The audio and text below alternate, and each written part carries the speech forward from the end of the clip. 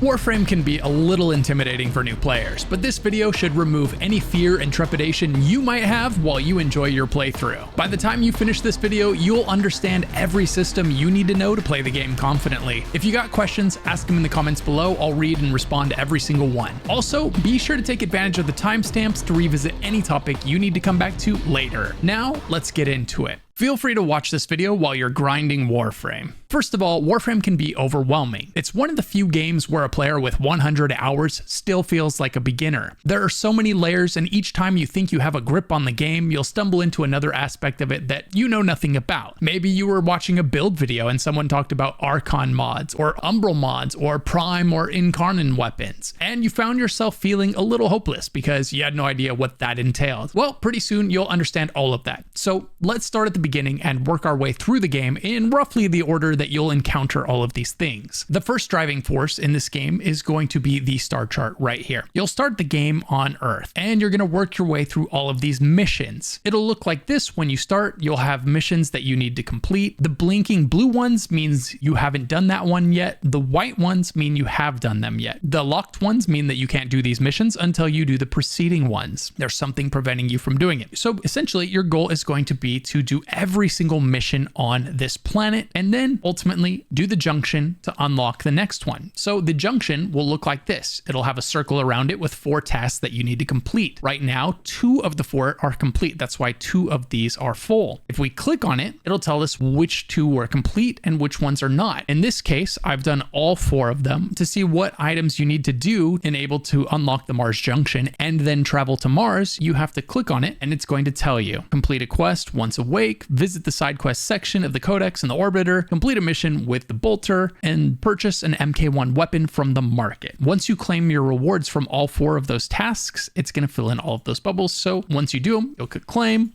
you'll see the check marks, boom, that's done. And it's telling you what your reward will be for completing this junction over here. We're going to get 25,000 credits. That's your currency that you'll be able to use in the game to buy things from the market and other shops. And it says we're also going to get the Fragger. That's this weapon right here. And it's going to give us access to Mars. So we completed those 3 things, and then we'd be able to click enter junction. And once we entered the junction, we'd spawn in, we'd do a 1v1 fight with a Warframe. These are usually very easy, although early on when you have no mods, no power, and very little knowledge of the game, they can be a little bit difficult. But once you get a single build up and running, you'll usually eliminate these bosses really fast. So that's the first planet. Side note, it's kind of a big day today. Snowbreak, the eye-catching waifu shooter that you can play now, just dropped a 2.5-year anniversary update. The main thing this version highlights is called Covenant. It's not just a dating system, it's a canon story recognized relationship, and yeah, it's basically marriage in an anime shooter. It's fully tied to the main narrative, so it affects future story content instead of being a throwaway feature. Moreover, you can form a covenant with multiple characters, so you won't have to choose just one. If you're an enjoyer of 3D anime waifus, this is kind of Snowbreak's specialty. High quality 3D models, interactive scenes, romance-focused storylines. It definitely leans into that pure love, but also spicy space. There's also a new character, Acacia Chrono Echo, who will be available on January 29th and has 2 combat forms. She fights with flying swords, switches forms during combat, and adds a lot of variety to how the game plays. Gameplay-wise, it's a very chill shooter. Fun gameplay, flashy skills, and different mechanics like dual form, combat, and movement options. It's easy to pick up and satisfying without being sweaty. On PC, mobile, Steam, or Epic, with full crossplay and cross-save. And if you're worried about grind or FOMO, it's actually very free-to-play friendly. For new players especially, it's a big day for you. You can get up to 130 pulls, free SSR characters and weapons, outfits, including rewards like Marion Aquila, which you can obtain from February 12th, and a free SSR selector just by logging in. They even added a new prologue so you can catch up fast. So if that sounds like your kind of game, Snowbreak Containment Zone is free to try using the link in the description. So check it out and see what these waifus have to offer.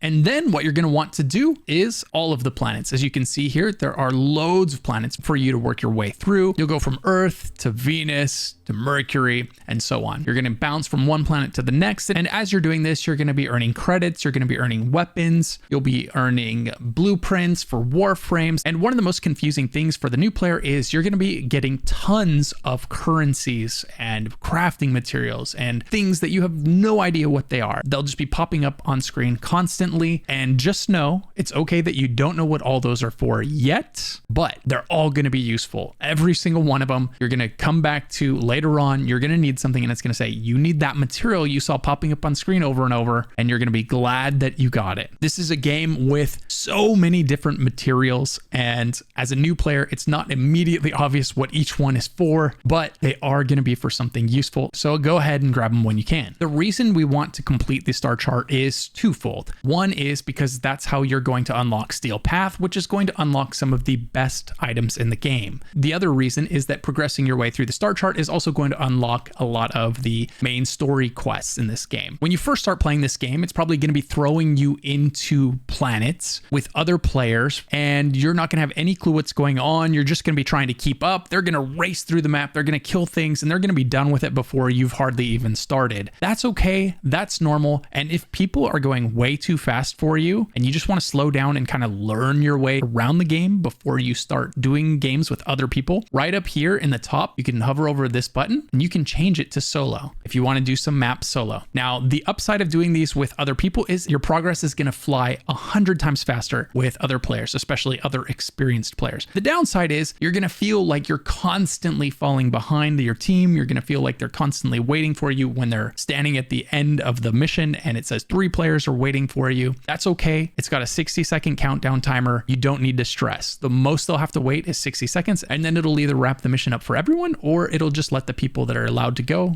All that to say, don't stress. If you fall behind, it's okay. Just do your best to keep up with your team if you can. And I promise that's going to get easier as you go and you start to learn your way around the map. And the process of going from one objective to the next becomes more intuitive. Basically, when you spawn into one of these maps, you're going to see a symbol like this, or a red symbol, or some symbol on your screen pointing you where to go. This yellow symbol here is a common one. A red one is a common one. You just want to be bullet jumping to that constantly. I'll talk about movement here in a moment because there is a wrong and a right way to get around these maps, and some of them are going to save you a lot of time and are just going to make it so that you're able to keep up with those veterans a lot easier. And as I mentioned, as you're going through these various planets, you're going to be unlocking quests. The game will pop up and say, you've unlocked a quest, and then it'll show up here on the top of the screen, or you can click on the quest thing here and it'll be in here. And at some point or another, you'll have multiple quests and you won't have any clue what all of them are for. Don't worry. I can tell you which ones to prioritize right now. So basically on the left side here, if you come to the codex in your ship, it's at the front of the ship, come to the codex, or alternatively, you can use your quick wheel on PC. This is Q, and you can go instantly to any part of your ship. We're going to be using this a lot, and I'll go into more detail on this in a minute. But if you ever don't know where something is that you need to go to, just keep going around this until you see the word you're looking for. Here's codex. Boom. We're at the codex. Now, quests. We're going to click on the quest tab because we're talking about the quests in the game right now. You've got main quests. So here you can see all of the main quests in the game, and I highly recommend that as these become available, you complete them, because behind these are going to be locked some very nice rewards that you're going to want, as well as some nice power spikes. It's going to unlock progression features in the game that you didn't have access to before that will be capable of significantly boosting your character's power. So those, I would say, are a high priority, and they're a nice welcome break from bullet jumping through these missions in the beginning when you're not really sure what's going on in the game, and it starts to feel like really all you're doing is just running and gunning through these missions kind of aimlessly, right? All you know is that you're just trying to get to the next mission and clear every mission on the planet, but there is so much more going on than that. This is a game that gets more and more fun the longer you play it, because the more you start to understand what everything is, what all that loot you're getting is, and then all of a sudden you go from being confused about your loot to being excited about your loot. That loot that you're picking up is getting you one step closer to that really good item that you're crafting, and that mission is getting you one step closer to that prime warframe or that prime weapon that you want to equip. And then on top of that, the quality of the game just gets exponentially better as the game goes on, because this is a game that when it first launched, it wasn't a massive game, but over the years it has become a massively successful game, and the quality from one quest to the next just improves and improves, and it just becomes an absolute spectacle by the time you get into the late game. So it's a game that gets better and better the longer you play it. And that's not something I can say about a lot of games. So that is the star chart. That is your primary driving force early on when you really are confused and you don't know what else. You know, as long as you keep progressing the star chart and keep knocking off missions, you're moving in the right direction. All right, movement in this game. There are some really important things to know about movement, and knowing these is going to make it so much easier to catch up to the veterans that are flying through these maps, leaping over giant gaps, right? All the things that are going to cause you to fall way behind. So the first one is going to be bullet jumping. To bullet jump, you crouch and then jump.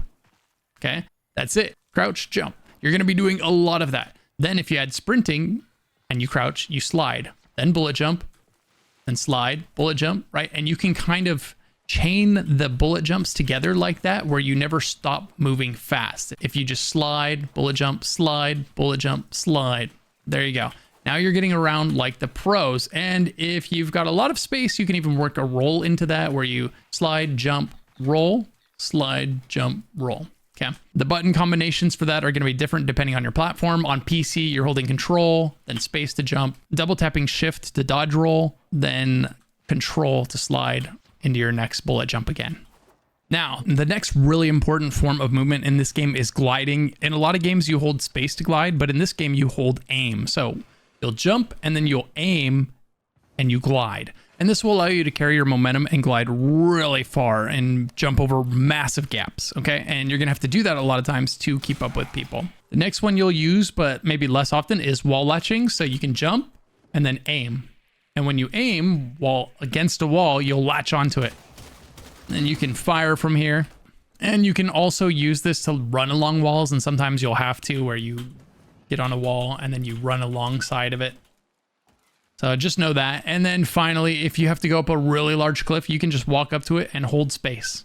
And your character will literally just keep jumping up the wall. And that's a really quick tutorial of the important movement abilities you're gonna need to know. The main one is gonna be the bullet jump and then the gliding with aim. If you just have those two down, you're gonna be able to fly through most of these maps, and you'll do a lot better job of keeping up with everybody. And don't worry, if bullet jumping feels really awkward at first, pretty soon you'll be doing it with your eyes closed. You won't even be thinking about it. It's gonna become second nature for you. The next important piece of progression that you're tackling from the beginning of the game until, well, for probably as long as you play the game, and that's going to be your mastery rank, or your MR. Your mastery rank is located up here. If we hover over our icon in the top left, it says that this account here is level 18. And then below that, it tells us the level of my Warframe. It says Revenant Prime is level 30. And then it says Latron. My INCARNON Latron is level 30. My Epitaph Prime is level 30. My Broken War is level 30. And my Dirigia is level 30. So the Latron is my primary weapon. The Epitaph Prime is my secondary weapon, like a pistol or something like that. Then the Broken War is my melee weapon. And then the Dirigia is my companion, right? So pretty much every single build is going to have that list of items in that order right there, and telling you the level of the items. The level of the items is significant because the way that you level your mastery rank is by maxing out the level of an item. So when you max out the level of a Warframe, like Revenant Prime here, or Revenant, either one, when you max out a Warframe, you get 6,000 XP that gets applied to your mastery rank level. So every Warframe you max out is 6,000 XP that goes into the mastery rank. So you can see right here, it's about, what is that, 15% full or so right now. And as we maxed out the level of items, it would fill up, right? That's how you get XP on your mastery rank. It's not from killing enemies. Killing enemies levels up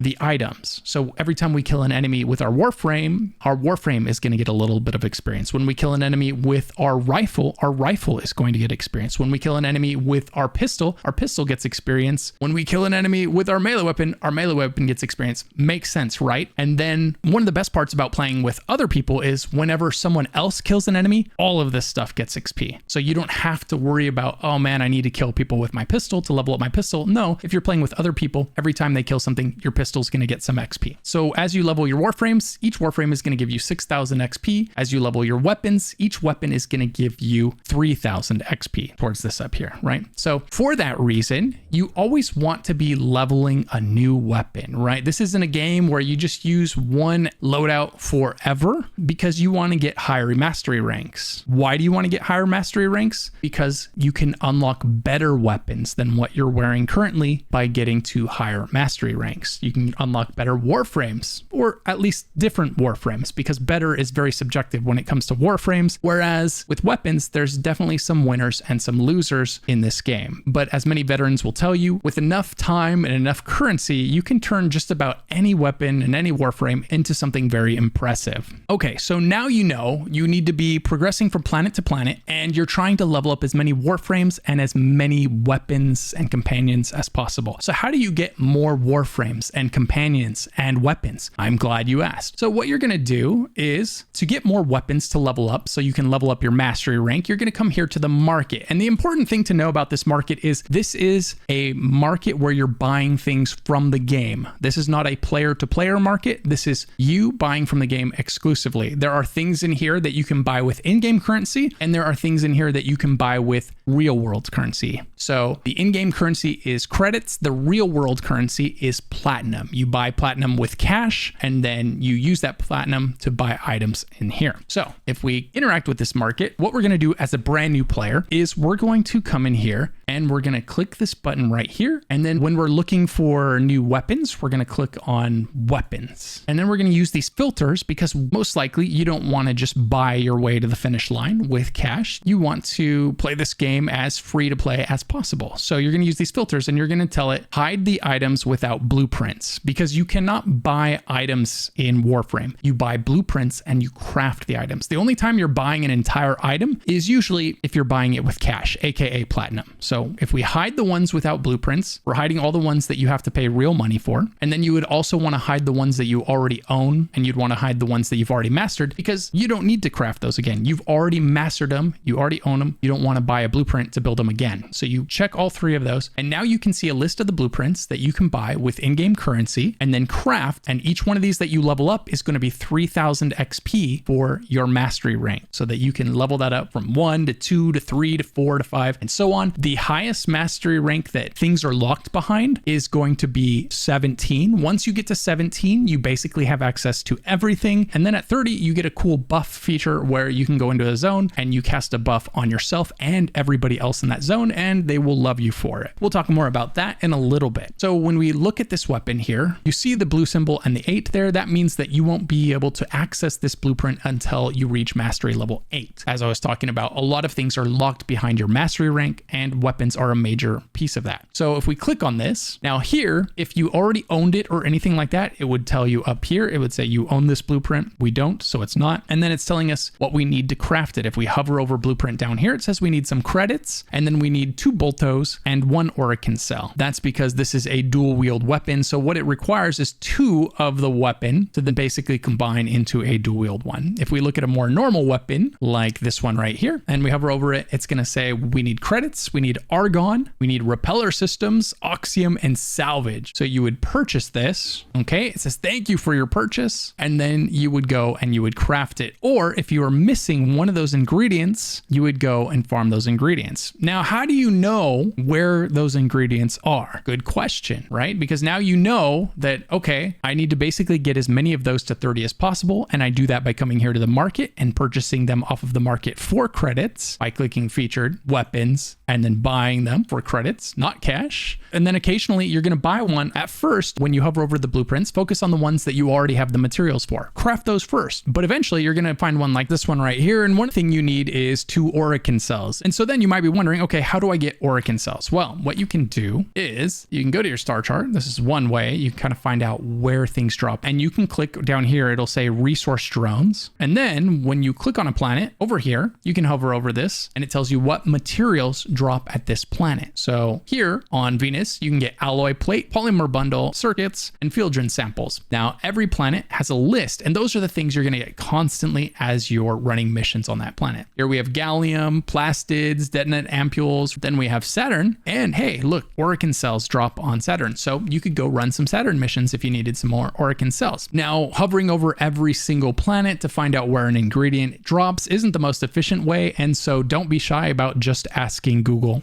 as it'll tell you in a heartbeat which planets drop it, and it might even offer the best farming locations for that material. By the way, if you've been enjoying the massive amount of time and effort that I've put into making this video for you, if you could go ahead and leave a comment letting other people know, hey, if you're on this video, it's worth watching, that would mean the world to me. It helps out a lot. The first thing a lot of people do when they click on a video is check to see if it's worth watching, especially one that is this long. So thank you so much in advance for doing that. Otherwise, hitting the like button and subscribing for more Warframe content are also incredibly welcome. All right, the next thing we should talk about is your clan and the fact that you should be joining a clan as soon as possible. You know, don't stress about it at master rank 1 or 2, but definitely, you know, as you're getting to 3, 4 and beyond, you want to be thinking about getting into a clan, and specifically a clan that has lots of blueprints researched in their dojo. How do you know if they have lots of blueprints researched in their dojo? Well, the higher the rank the clan is, the more likely it is that they will. So if we look at the clan that I am currently in here, by pressing escape, going to communication,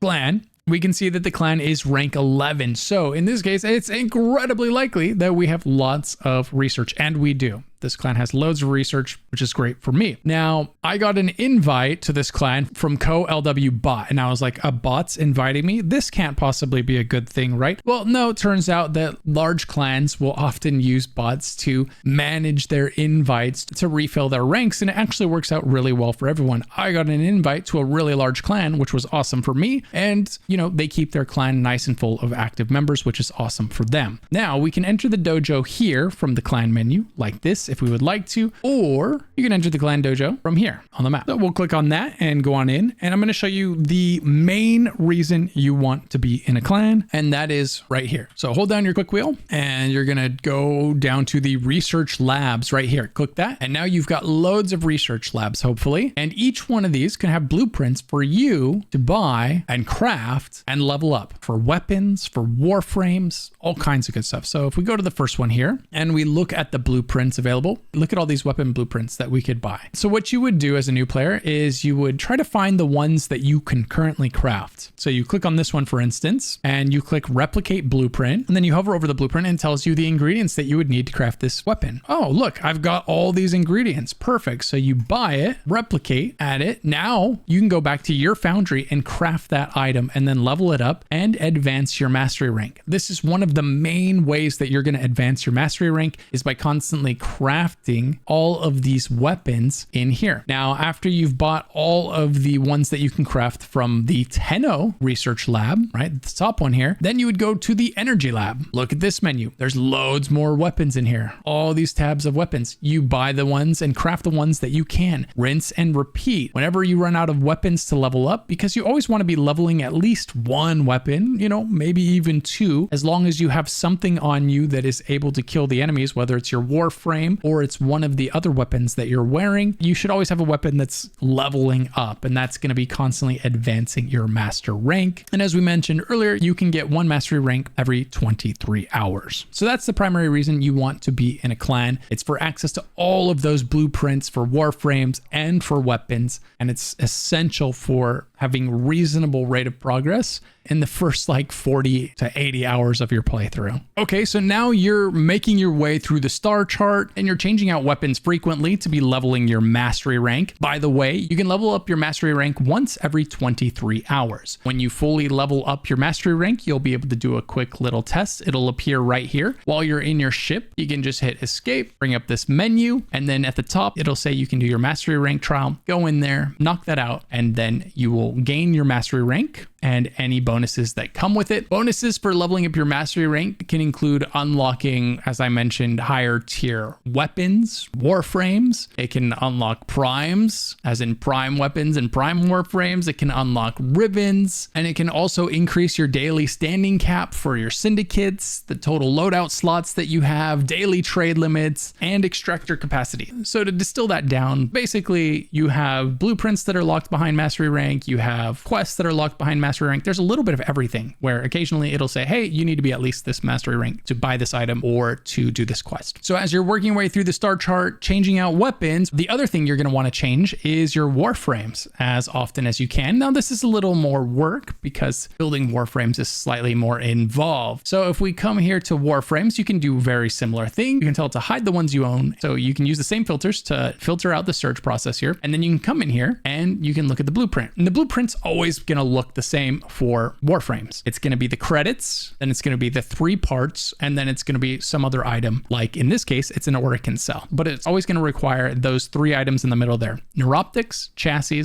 and systems. Every single one of them. And each of those requires you to have a blueprint to craft them. So every time you craft a warframe, you're actually crafting 4 items. You're crafting the neuroptics, the chassis, the systems, and then you're using the warframe blueprint to combine all of those into the warframe. So if we look at these chroma blueprints right here in the foundry, we can see the 3 things that we would need to craft, and then we would combine them. And then once each of those was crafted, each one of those takes 12 hours, but you can craft as many things simultaneously as you want, as long as they are not the same exact thing. So we could craft the chassis, the system, and the neuroptics all at the same time. And then 12 hours later, we could craft the chroma warframe, which combines all of them into the actual warframe. And that would take 72 hours in this case. Some of the earlier warframes, I believe, take less time. Up at the front of your ship, you've got the syndicates. So you can interact with this and you can join 2 syndicates at a time. And you'll see that if you're joined to one syndicate, that might make you opposed to other syndicates. A really popular syndicate choice is to join Steel Meridian and Red Veil at the same time to make solid progress. But ultimately, the syndicate you choose is totally up to you. There is no right or wrong answer, and at some point or another, you're going to want to max all of them out.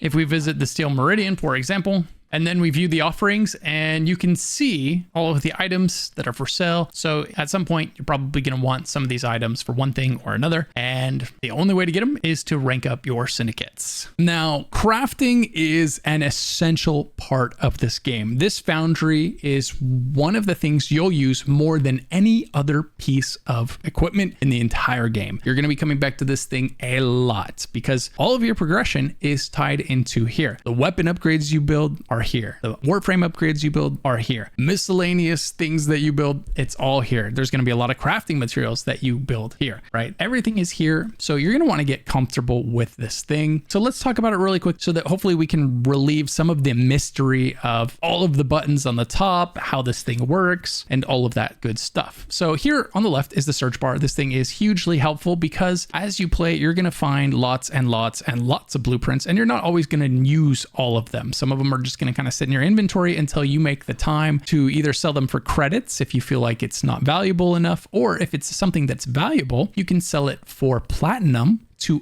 other players. There is player-to-player trading in this game, but there is not an auction house per se. So I'll show you how to trade with other players later in the video. Just know that's a thing, and that's why you will want to hang on to some of these duplicate blueprints. Okay, so you've got the search bar. Like I said, this is going to be super helpful because what if you were looking for something specific or you wanted to see all your chroma blueprints to see the progress on that? You can do that here. Also, when you're looking at an item, it's going to tell you exactly what you need to make it. For the Hydroid Neuroptics right here, it tells me I need alloy plate, polymorph bundle, control module, and argon crystals. And then if you hover over those, it tells you where those are located. Now, it won't always tell you where something is located. It's so close to being perfect, but there's a lot of items on here where it just says the item. Let's see if we can find one. But most times you'll be able to come in here and it will not tell you where the item's at. For instance, sometimes when you need a weapon part, for example, it won't tell you. So we look at the seer here. You might have a blueprint. You hover over the ORIKIN cell and it says these drop on Ceres, Saturn, and Deimos. But if you hover over the barrel, it gives you a very unhelpful description. It says a weapon crafting component. So that's when you would want to jump over to a third-party source like Google or something else and find out where that item drops. But 9 times out of 10, if you hover over this, it's going to tell you exactly where to get it. For example, Argon, it says missions in the void. Control modules are in Europa, Neptune, and the void. And then once you have all of the ingredients, you can click on the thing and say, are you sure you want to build this? You say, okay, boom. It takes those ingredients experience, and then it begins your 12-hour countdown. So then it'll show up in the in progress screen right here, and you can see exactly how much time is left. So that brings us to the tabs at the top here, which are incredibly useful. So the first tab is where everything, you can just look at everything if you want to. In the next tab, you can see in progress, the items that are in progress crafting, if you want to just come in here and see how long until they're complete. Then the next one is ready to build. This means you already have everything you need. You can craft it right now. This is a great tab to come to after you go out and you do a farming session for whatever material you found out you needed a bunch more of for multiple different items. You come here, boom, boom, you click on them all, get them crafting. The next one here is all your Warframe related blueprints. Then you've got your primary weapons, secondary weapons, melee blueprints, right? Then companions. Yes, you will craft a lot of companions in this game, and you'll also use the incubator, but you'll also get some animal companions as well. Then you've got your landing craft blueprints, appearance, gear, mining, and miscellaneous. So mining is one. You'll buy blueprints so that you can craft alloys. Like I said, you'll be crafting a lot of things here at your foundry. But the most important thing to understand is after you buy the blueprints from the market, you can always come here, hover over these items, and it'll tell you where you can go farm them. Now, I'm going to offer you 2 pieces of advice here as someone who created a new account and just played through the entire game. So I know what it's like to farm some of these materials as of right now. The first ingredient that you're going to notice that you need a lot of is going to be neurodes. This one right here, you'll be buying a lot of items eventually from the market, and it's going to say you need more neurodes. Okay, so where do you get neurodes? Because this is going to be a farm you do for a long time. Every time you play, you'll do 1, 2, or 3 runs, and they don't take very long, just a few minutes each, but then that'll allow you to craft another batch of weapons or items. So the first place that you can farm neurodes is going to be here on Earth. And a very common recommendation is going to be Mariana. You sprint through this thing, you smash and grab the loot from as many of the chests. You'll notice there are tons of chests all over this map. You smash and grab all the loot from as many of the chests as possible, kill the target, and then finish. And usually you'll be able to get out of here with between 0 and 2 neurodes. However, hopefully by the time you're farming neurodes, you've made it over here to Deimos. And this is a significantly better farm right here. You're going to want to run Magnesidium. This is going to give you on average between 1 and 3 neurodes per run. And each run takes between 3 and 4 minutes. It's very consistent. It's a very fast one because you just sprint to the boss, you kill it, and then after you kill it, you're only a few steps away from the exit and you get out of there. Run this in a group and it's going to go real fast. Like I said, 3 to 4 minutes, and you'll get on average 2 neurodes per run. And the best part about Magnesidium is it's going to give you blueprints to craft the Necro Warframe, which you can use anytime you want to get extra resource drops while farming for other ingredients, like the next one I'm going to mention here really quickly. So that's neurodes. That's where I would go to farm it. This makes it a very trivial task. You're in and out. It's a very low effort run, and you get lots of neurodes consistently. That's the nice part. It's very consistent. The next ingredient you're going to need loads of is going to be argon. It's going to be in tons of items. And there's something very important to know about argon. So the way argon works is that it decays. Half of the argon you own is going to disappear every 24 hours. So this is something you'll be farming a lot because by design, they don't want you to go out and farm 1,000 of it and then just use it when you need it. Instead, they want you to run a farming run once a day whenever you need it. So that's what you'll have to do, because if you farm a ton, your stockpile is going to disappear by 50% each day. So you'll be running these argon missions once a day. They don't take very long, maybe 10 minutes, maybe 15 if it's a really good run and you want to stick around. But you're going to use that Necros Warframe that you farmed on Deimos, running that Magnesidium run we talked about. And you're going to run over here when you get to the Void missions, Mott. This is the one I would highly recommend. Now, the thing about the Void is it's kind of unique in that each set of missions is locked behind a different path. So if you come from Europa, you get these missions down here. If you come from Phobos, you get these ones right here. And you have to come from Sedna to get Mott. So I highly recommend working your way through the star chart and to Sedna as soon as possible to unlock Mott for your argon farming needs. And I would hold off on farming argon the best that you can until you get to Mott, right? Because once you get to Mott, it's so much faster. It's so much easier than these other missions, especially when you're running Necros. On Necros, you'll get between 2 and 10 argon per run. On these other missions, I'm lucky if I get one, and man, do you really feel like you have to work for it. So that's my advice for Argon. Run Mott, run it on a Necro, and turn on your number 3 skill. It's an aura that basically makes every enemy drop loot twice. Once when you kill them, and then once when it disappears their body, you'll see a green mist evaporate from their body, and then it pops out a second drop. So each corpse drops loot twice. That's why you want to run Necros on there, which gives you twice the chance at the Argon for every kill. So that's everything you need to know about the Foundry. While you're playing through the game, you're going to get some expansions that you're going to need to find and install in the Foundry, but the game will tell you when that happens. You'll have a blueprint and it says you need to get this expansion for the Foundry before you can craft this item. So then you'll go and you'll get it. You'll install it and then you'll be able to craft that item. For example, the landing craft section right here, that's a component that we had to add so that this Foundry could craft landing craft components. But like I said, that's something you'll get to it when you get to it, and it'll be very obvious, and you can just look up how to get that particular component when the time comes. And by the way, for Necros, and just in case you forgot, remember from the Nagnosidium run, when you're farming Neurodes, you're going to get the Necros Neuroptics, chassis, and systems. And then once you have those 3, then all you need to do is come to the market, type Necros, and he'll be right here, and you can buy his blueprint for credits. Now, since we're talking about crafting Warframes, let's talk about what a Warframe is in Warframe. In Warframe, Warframes act as classes, and your account has 1 level right here. That's your mastery rank, and that's going to be based on how many different Warframes and weapons you have mastered. In other words, gotten to level 30, and then in a very rare occasion, some of them have a max level of 40, but most of the time you're just getting them all to 30. So a Warframe is just a class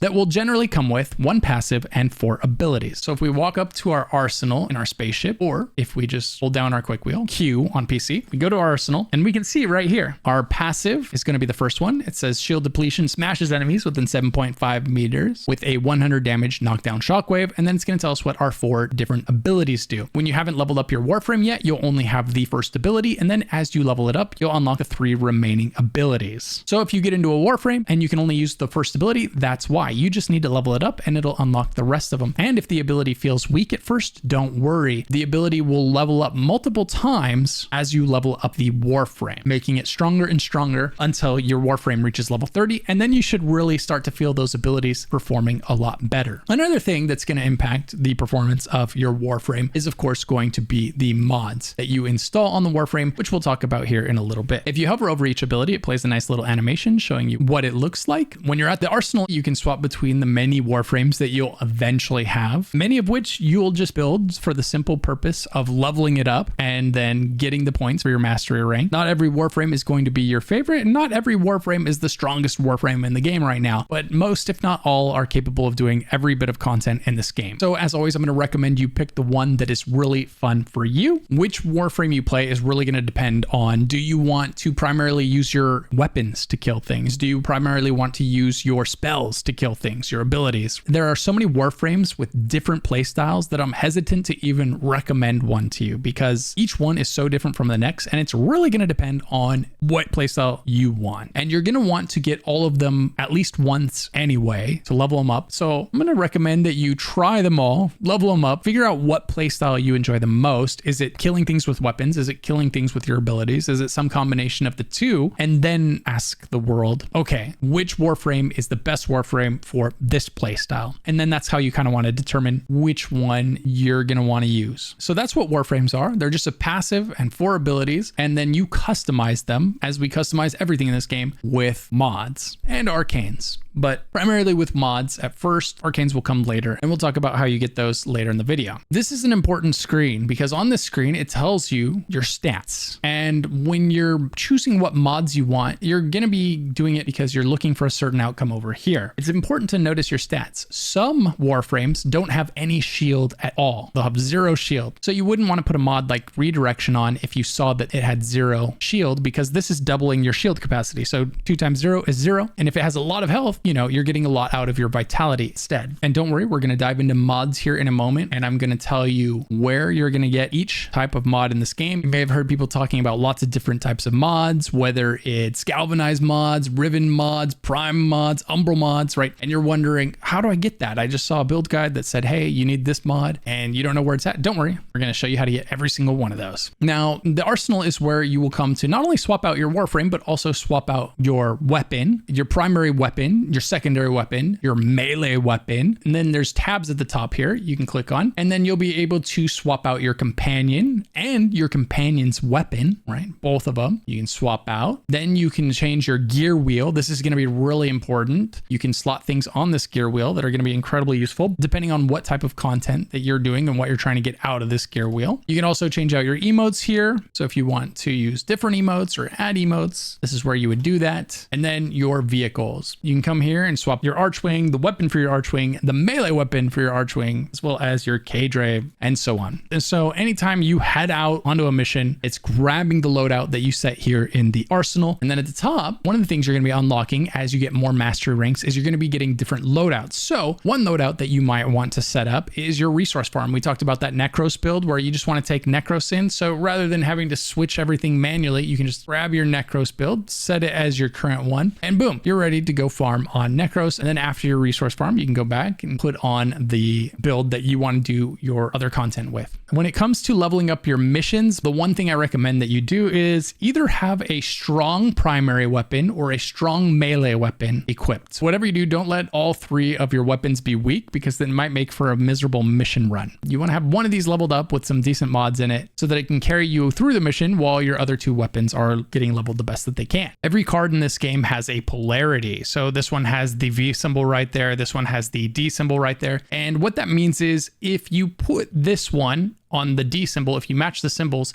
you're paying half the price rounded up. So this one costs 9, divide that by 2, that's 4.5, round it up. So it says it's worth 5 right there. So that is what polarity is. And that's why you want to match the polarity whenever possible. When it comes to modding your Warframes, you're going to have this aura mod slot. That's what this symbol is right here. And this one's really important because this is going to allow you to add space to your capacity. So you'll notice right now we have a capacity of 60. If we add this aura mod, it's a different polarity.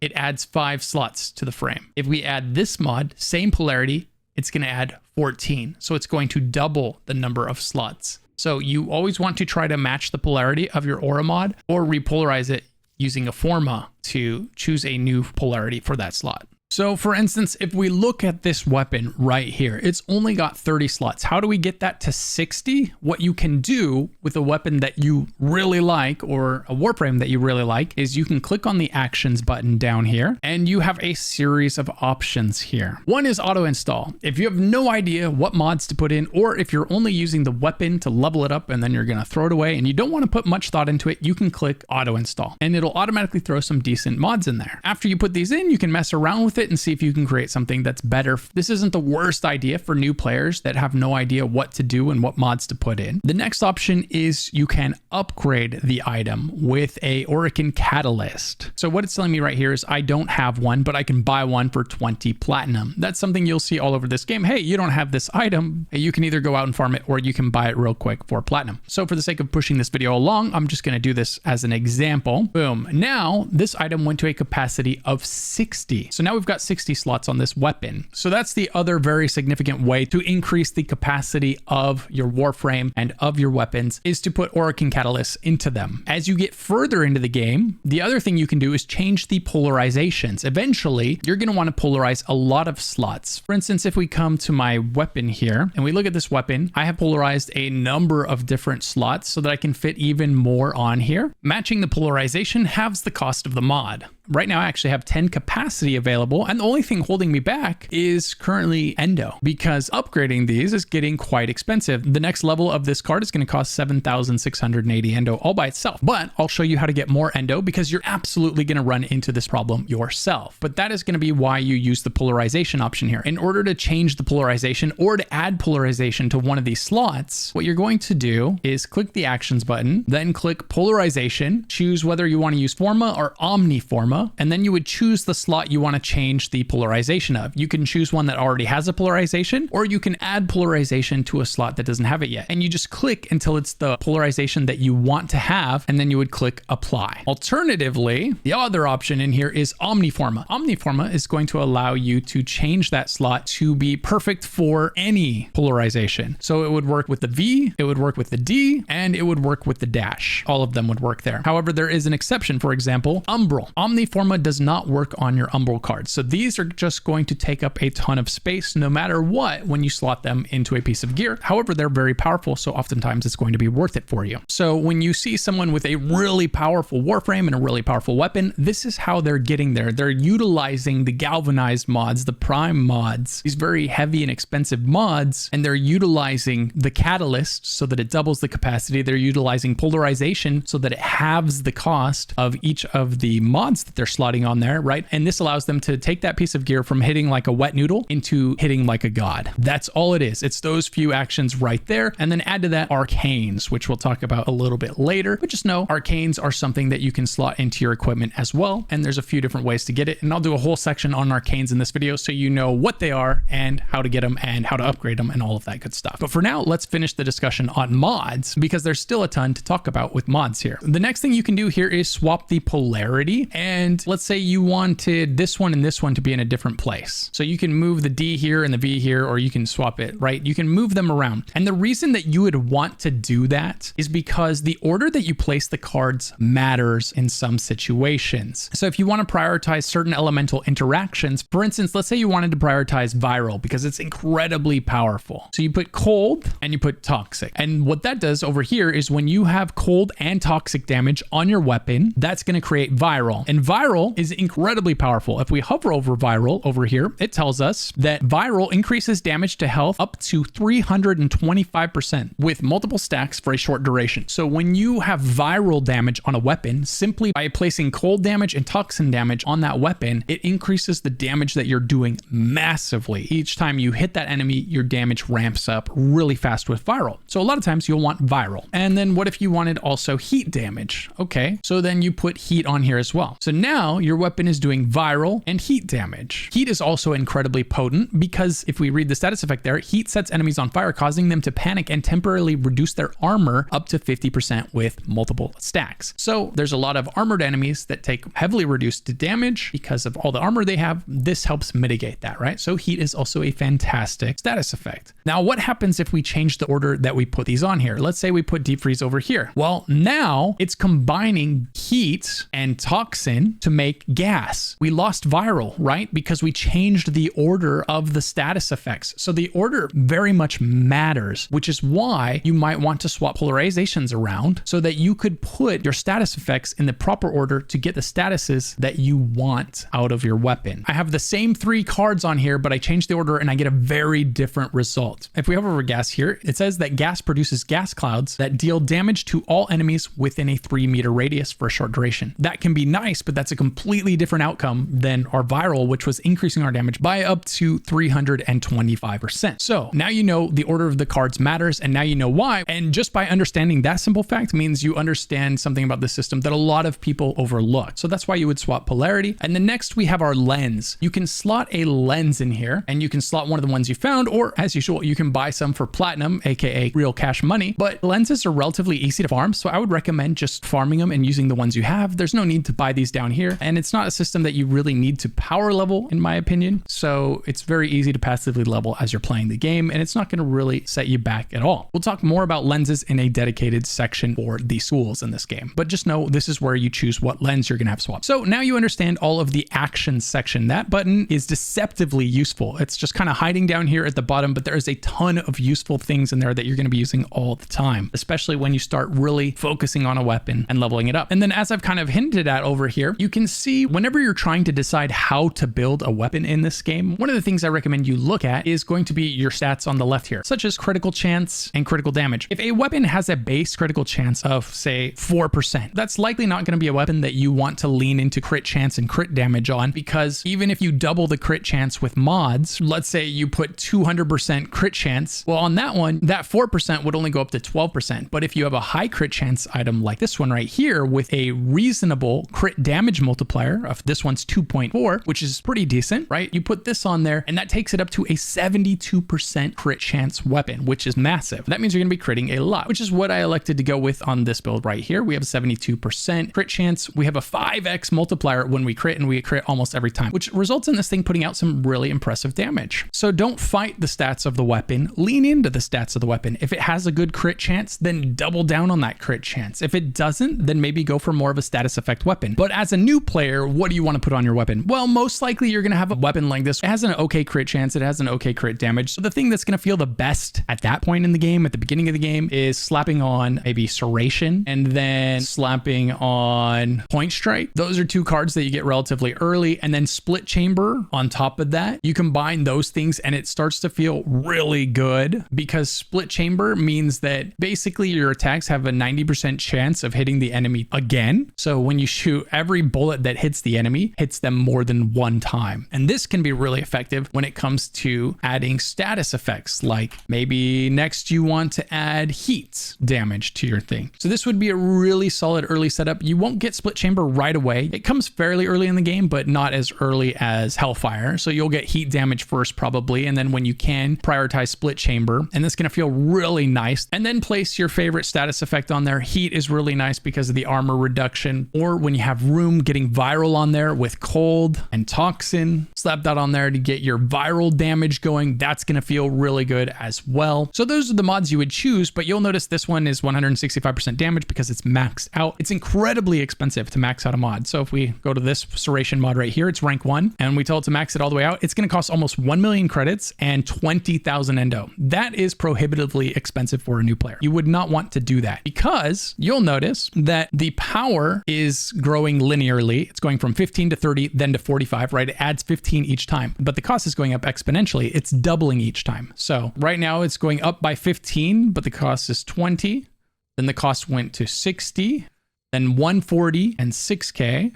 Then 300. So it's doubling each time, while this is only going up 15%. So it gets really expensive. I would start off by trying to get your mods to say level 4, maybe 5, but you don't need to go higher than that at first, because it's going to be way more effective to get multiple cards up to 4 than it is to get a single card up to 6. So prioritize getting all the cards you like using up to 4 or 5. These are really solid started cards that you can put in your weapon. So we talked about what viral does, which is cold and toxin. We talked about what gas does. It creates the gas cloud that do damage in an area. But what we haven't created yet, what happens when you combine cold and lightning? So cold and lightning creates magnetic damage. Magnetic damage increases shield and overguard damage by up to 325%. So some of the missions you'll run into enemies with massive shields, and they just don't seem to take damage, or it takes forever to kill them. This is where magnetic damage becomes really handy. Electricity damage by itself is going to cause electricity to chain between nearby enemies, temporarily applying a stun effect and dealing damage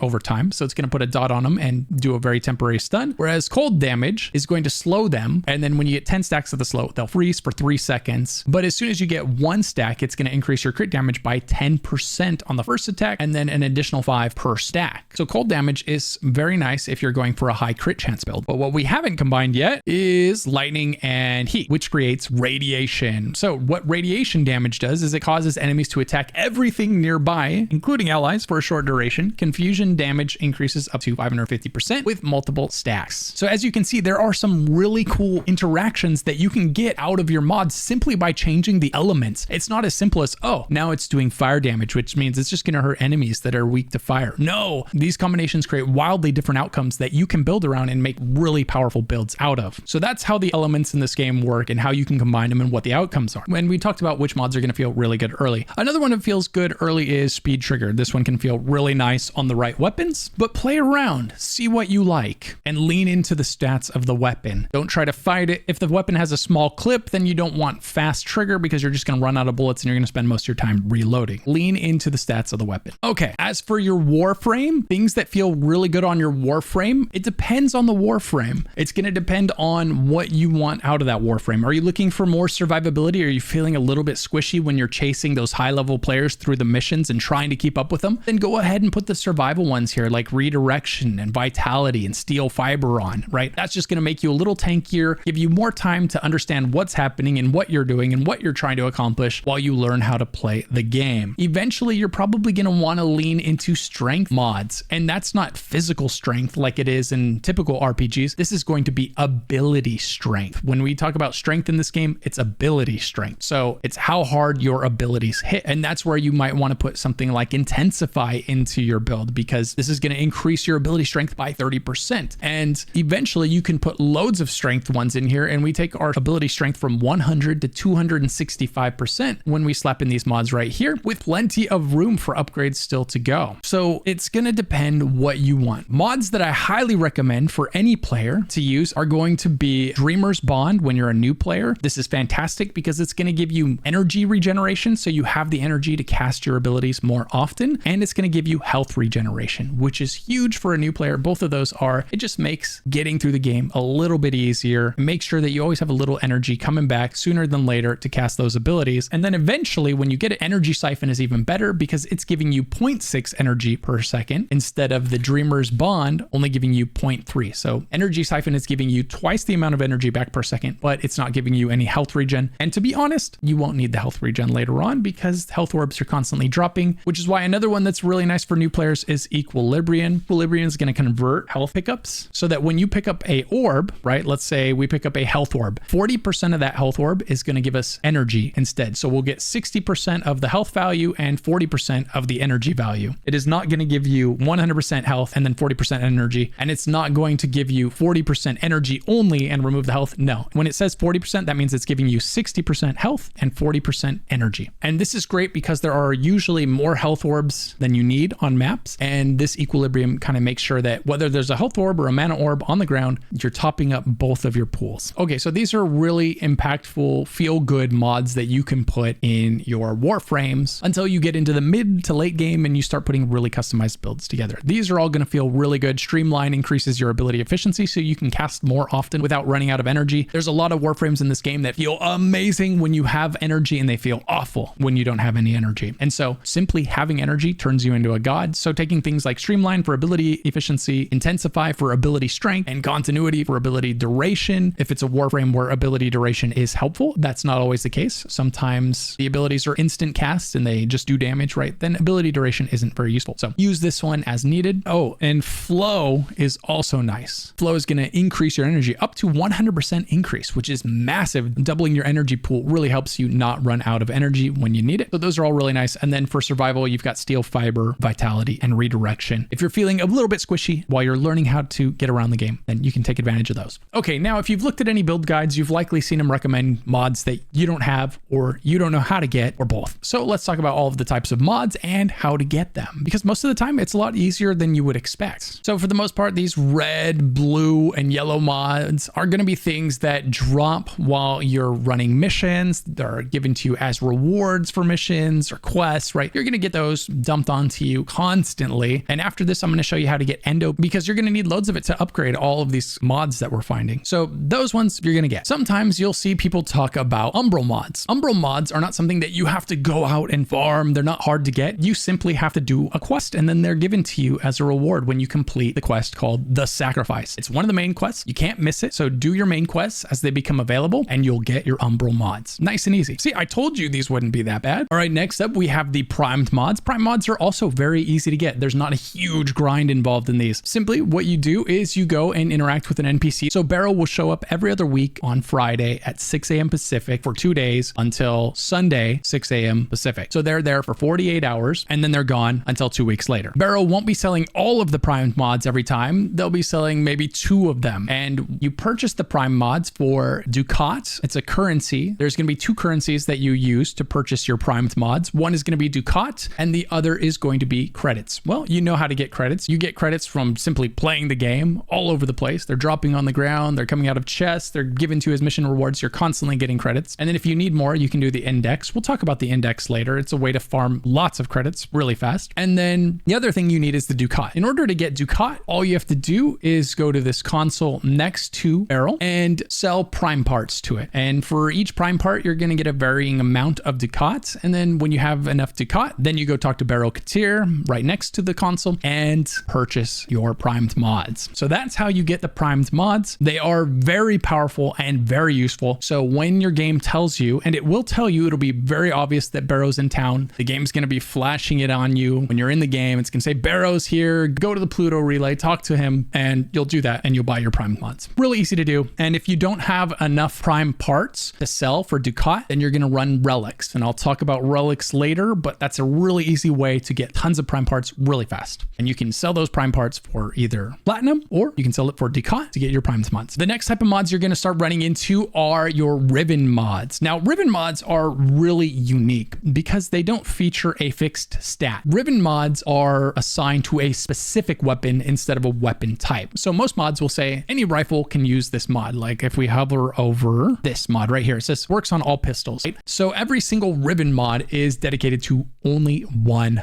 weapon. So it's going to do 1.06 damage to Grenier and 10.8% status chance and 11.9% cold. So it's giving us these stats, but those stats change inversely to the popularity of the weapon. So Riven mods are the game's balance system. So if there's a weapon that nobody is using, then the stats will raise. They will get bigger to try and make that weapon useful to players. Inversely, if it's a really popular weapon or if it becomes really popular, the stats on the Riven mod might go down. So while you own a Riven mod, the stats on it will actively change depending on the popularity of that weapon. So a Riven mod might be insanely powerful or it might not be. Just depends on how popular that weapon is. And of course, which stats happen to roll on your Riven mod. Now, Riven mods are unique for that reason, but they're also unique for a couple of other reasons. Another one is, so when you get a Riven mod, it'll look like this. It'll say pistol Riven mod or whatever it's for. And it's just going to be question marks. And it says activate or equip this Riven mod to reveal its unveiling challenge.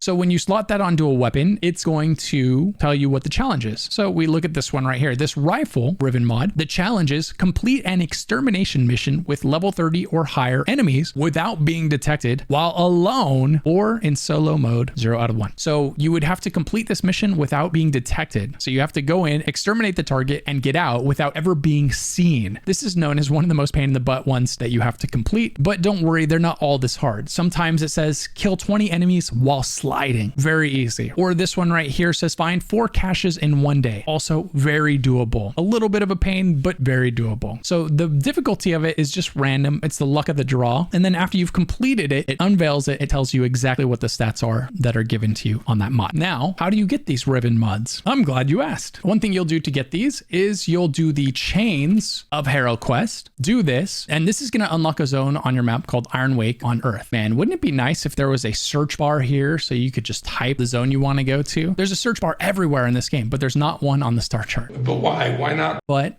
I digress. You come here and you go to this zone Iron Wake that you've got from that quest. And then when you land, you're going to run all the way to the back, go through the door, and you have this lady back here you can talk to. And she's going to be selling 2 different Riven mods that you can pick up. When you purchase these, they're going to cost Riven slivers. So Riven slivers are something you're going to find constantly while you are running maps. Riven slivers have a chance of dropping anytime you kill Eximus units that are over level 30. And basically what that means is you're going to get these constantly while you are farming various missions throughout the game. You're just going to see them passively sitting on the floor. It'll be a giant purple stone on your screen. You'll run over, pick it up, and boom, you've got a Riven sliver. Every 10 of these Riven slivers can be used to purchase one of these Riven mods. So we'll go ahead and we'll buy this one, buy this one here as well. And we've reached our weekly Riven limit here. Beyond that, you can also get Riven mods from your sortie dailies. If we click on our sortie right here and we hover over this, it says common reward Riven mod. So that's one of the common rewards you can get from there. And then also what you could do is you could go to a relay, for instance, if we go to Strata Relay and then we teleport to Teshin, run up the stairs, talk to Teshin, Steel Path Honors, and here you can pick up another Riven. So there's 3 different ways to get Riven mods. You're going to get them passively just doing your sorties, but then you can also take those Riven shards and buy them as well. And then if you want, when you get to Steel Path, you can go to Teshin and use your Steel Path points to purchase Riven mods from Teshin. Next, we have galvanized mods. These are insanely powerful. You'll see these in loads of builds. And fortunately, these aren't too difficult to get, especially as of update 39. which changed something very important here. So as of update 39, now when you complete the Pluto to Eris junction right here, you're going to unlock arbitrations. And then arbitrations are going to show up here under alerts, and you'll be able to run those to get Vitus Essence. And then once you have Vitus Essence, you can come over here to the Syndicate device, which reminds me, I need to talk about syndicates coming up here soon. And the reason we're talking to this is really because it's just the fastest way to get to the person that we need to shop from. So we click on Arbiters of Hexus, we tell it we want to travel there. And then once you've teleported to this faction, come on back here and talk to Arbitration Honors. And then you can scroll down and you can see the galvanized mods here that you can purchase for Vitus Essence. So once again, really easy to get these. These are not a difficult farm at all. You get tons of Vitus Essence in a single run. You'll be able to very quickly get all of these. But that is the primary reason you're going to want to do these arbitrations right here, right away. When you start seeing those pop up, go ahead and start knocking them out. They are level 60 to 80 Grenier. So it is going to be probably a step up in difficulty from what you're used to, but you know, go in as prepared as you can and do the best that you can and make sure to pick up any Vitus Essence that's popping up on the floor. In a later section of this video, I'll go over what exactly an arbitration mission is and how you complete it and everything like that when I go over each type of mission and thing that you can do up here and what they are and how to complete them. So don't worry if you're looking at this and going, what the heck is an arbitration mission? I'm going to show you, just like I'm going to show you everything. You're going to know it all by the time this video is done. So we'll get there. Another one that's worth mentioning is the Amalgam mods. In order to get the Amalgam mods, it's fairly easy. You're just going to go to Jupiter. Then you're going to farm the Rapola list. You'll run that mission and it has a chance of dropping an Amalgam mod every time you run it. That's going to give you the weapon specific mods. And for the utility mods, you're going to click on event here and you're going to do Thermia Fractures. And this is where you'll be able to pick up the utility mods for the Amalgam mods. The thing to know about the Thermia Fractures is it is a rotating event. So sometimes it's here, sometimes it's not. Currently it's here for 9 more days and 21 hours, and then it's going to disappear for a while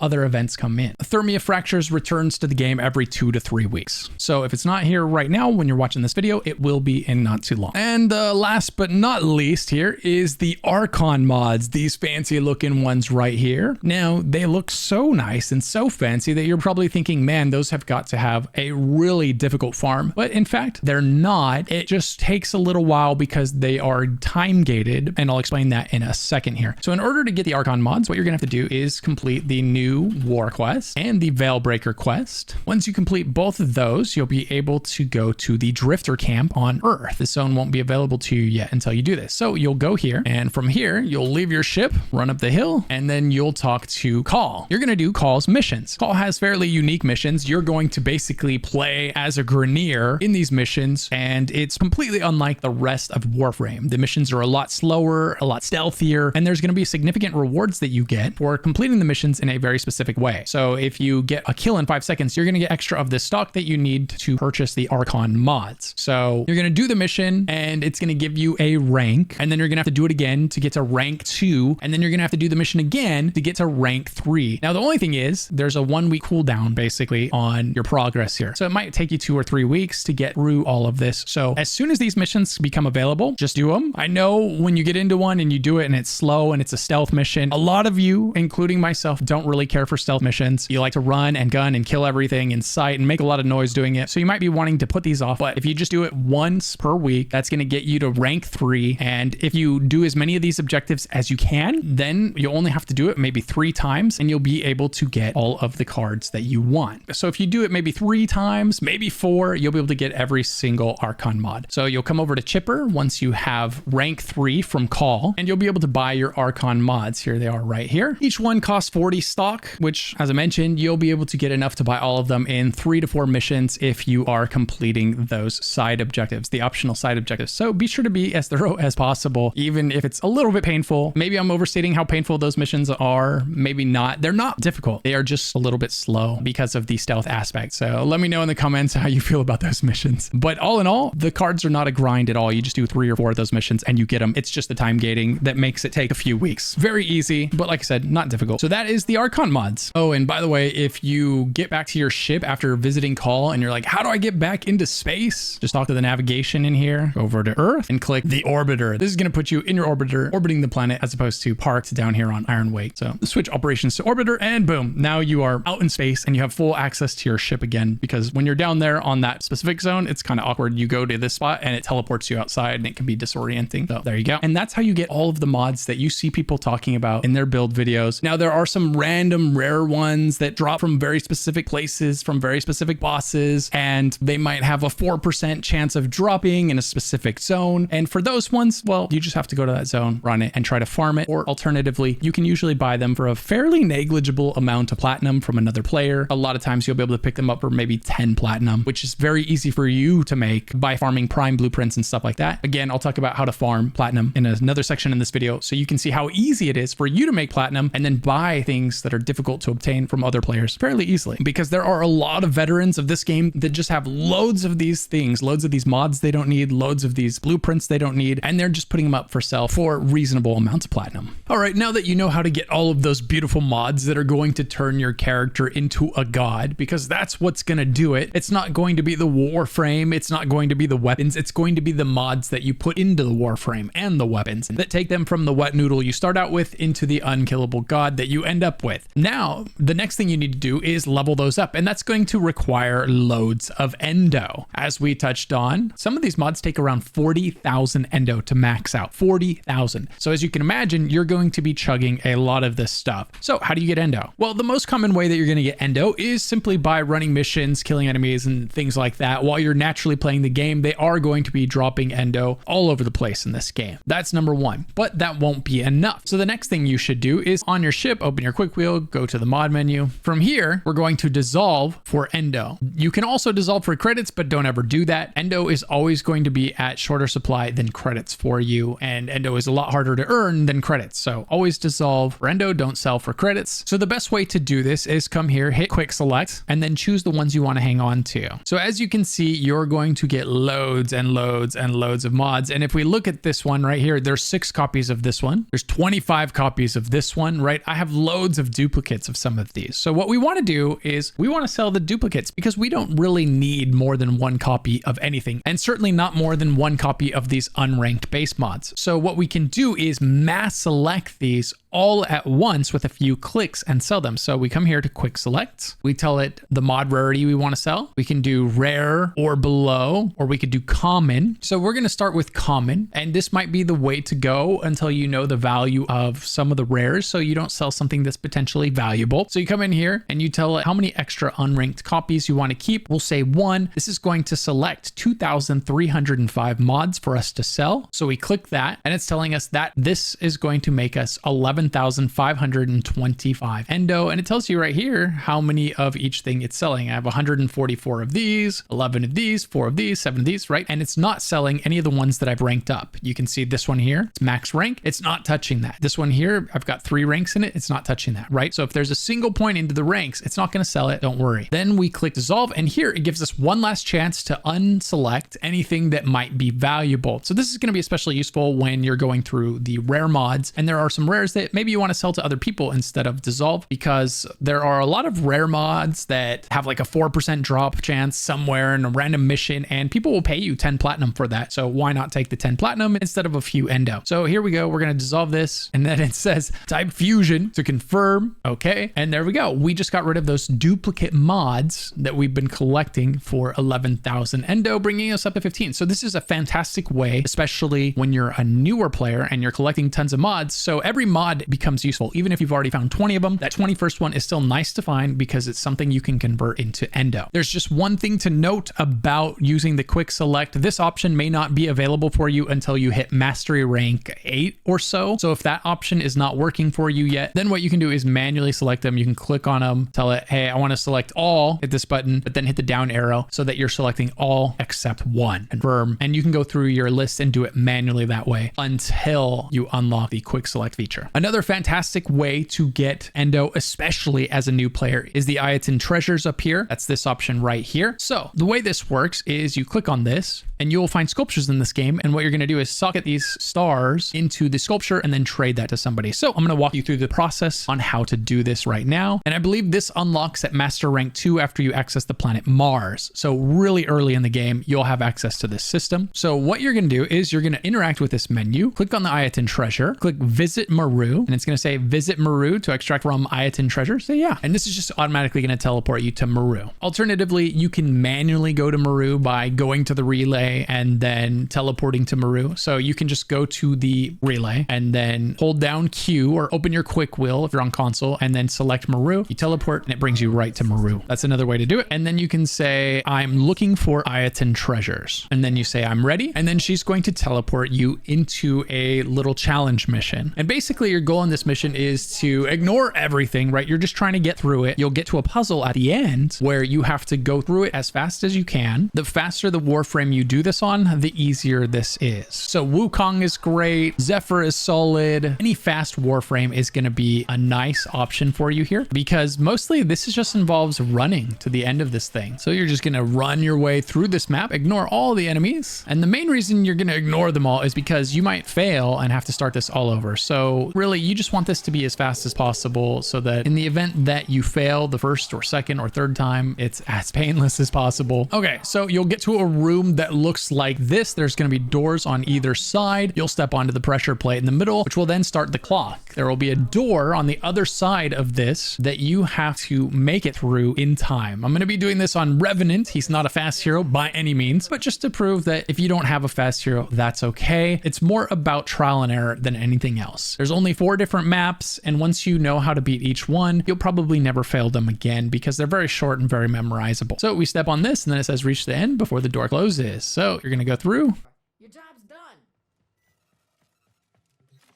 I just kind of went through it. I took my time and we got the AYATAN treasure. So now that you have the treasure, what do you do? Well, first you extract, because if you abort a mission by opening the menu and just leaving, you don't get the items that you found in that mission, right? So if I hit escape, abort mission, it says you will keep progress, but forfeit the completion rewards and bonuses. So usually you don't want to abort missions in this game. So we get to the end. There it is, our AYATAN sculpture. Perfect. Now go to your mods device, click on AYATAN sculpture, choose one of your sculptures that you found. We'll click on this one. And then from here, what you can do is you can manually click on these and socket, or you can just click auto install down here and it'll automatically fill all of the slots here because sometimes there's 3 slots, sometimes there's 4 slots. It just depends on the sculpture. And then it says AYATAN Piv sculpture. Now this thing is worth 1,725. Great. Now we can visit Meru. We'll spawn right in front of her, talk, and then tell her extract endo from my AYATAN items. Go like this, choose the sculpture you just did. And then there you go. Extract endo. Yes.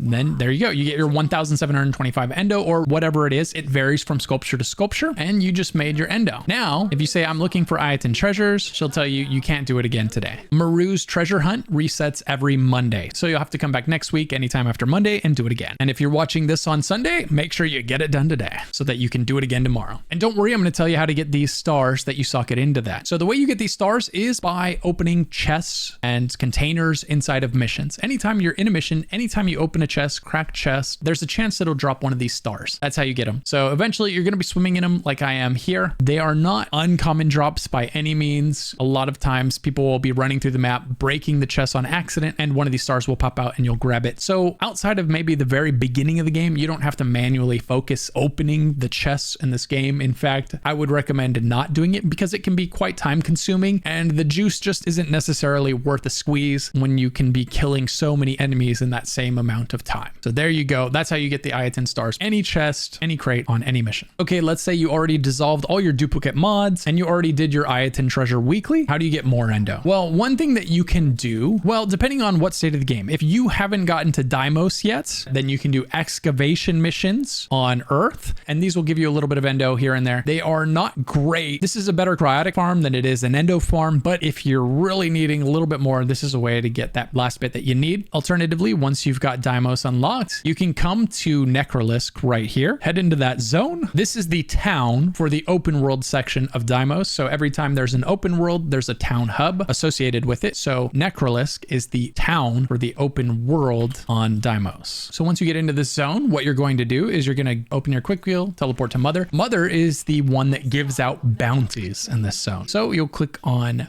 bounties. And when we hover over all of these bounties, you can see that the common reward, the the one that you get all the time is Endo. So the first tier here, it's only got one filled out of the 5. So this is the first tier. These have a common reward of 150 Endo, which is not that great, but they don't take very long to complete. Alternatively, that scales all the way up, right? So this one's 600 Endo. This one here is 250 Endo and some other things. This one here is 750 Endo. And then the tier 5 is 1000 Endo. So you could quickly get 1000 Endo. So this is a great mid-game farm for Endo if you need it. These bounties refresh every 2.5 hours. So you can do these multiple times a day. And this farm will get you all the way into the end game. And the nice thing about this Endo farm is you want to get your Entrati level up to rank 3 because your HELMINTH system, which I'll go over later in this video, is really, really important. And it is locked behind rank 3 Entrati. And if you're wondering who the Entrati are, this right here, this woman, that's Entrati. It's basically this faction that is in this zone. So multiple locations in this game have a faction that you can level up. You can do bounties and other things for them to ultimately level up your standing with them. And when you level up your standing with them, it unlocks things that you can buy from them. See right here, rank 3, and then to rank up, it tells you what you need. But I'll touch on each of these factions in a later section of this video. I'm going to try to stay on track here. What I will say about the open world zones in this game is they are massive. There are tons and tons of different forms of progression that you can do in each of these zones. You can rank up your standing with the people in each of these zones. So they are massive time sinks. And depending on how much you enjoy them, can decide how much time you spend doing them. It would be nice to get your standing in each of them to maybe rank 3 because it's not too hard to do. It requires a handful of dailies on a couple or a few different days, and you kind of learn your way around that system. But feel free to put these off until later. But do know there is a lot of really valuable things tucked into each one of these zones and each one of these systems, and at least one quest in that zone is going to be required to master that planet. These open world zones have the bounties that you can do in groups. You pick up a bounty, it'll automatically throw you into a group and you'll complete it just like you would in a mission, except instead of being in a limited corridor like the missions are, you're in a massive open world. You can teleport from one end of the zone to the next. You can fly, you can ride your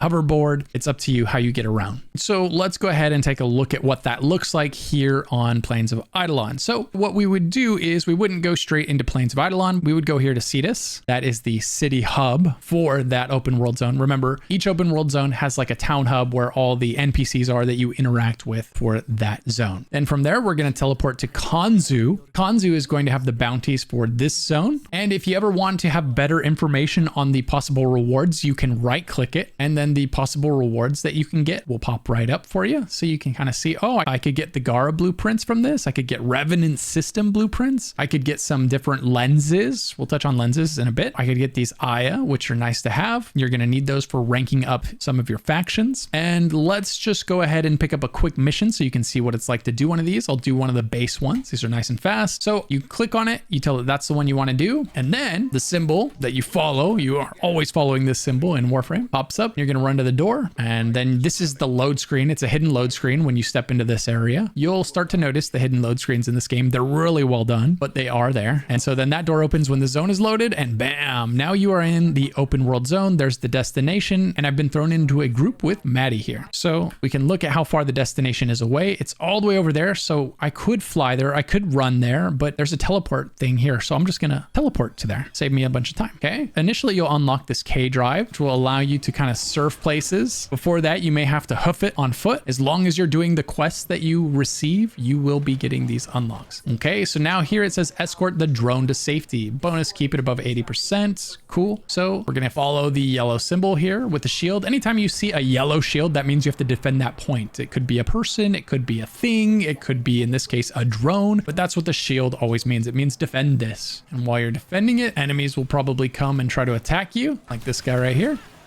And there we go. We escorted the drone past the bad guys. As you can see, these are really low level missions. These guys are like level 5. See that right there? That 5 over his head. He's a level 5 enemy. That's really, really low for me right now. Now it says go ahead and clear all the hostiles out. So we go to the location it tells us to, and you'll just kind of follow the instructions, do what it tells you to, defend the area it tells you to defend, kill the thing it tells you to kill. Oh, there we got a little bit of endo on the ground. Like I said, it's dropping all the time everywhere in this game. Now it says we're on stage 3 of 3. The stage there indicates how many steps there are to the bounty that you accepted. Sometimes there's 1, Sometimes there's 3, sometimes there's 5. It typically goes up in length the higher the bounty that you accepted. Now, when the quest information on the left goes away, that means you're done. So you could fly back, or you could just teleport back. Open up the map by holding M. Tapping M brings up this map. That's kind of hard to see, but holding M brings up this map that you can actually click on. And you're done. That's how a bounty works on this planet and on every single planet in the game. It's basically that same exact formula. Different enemies,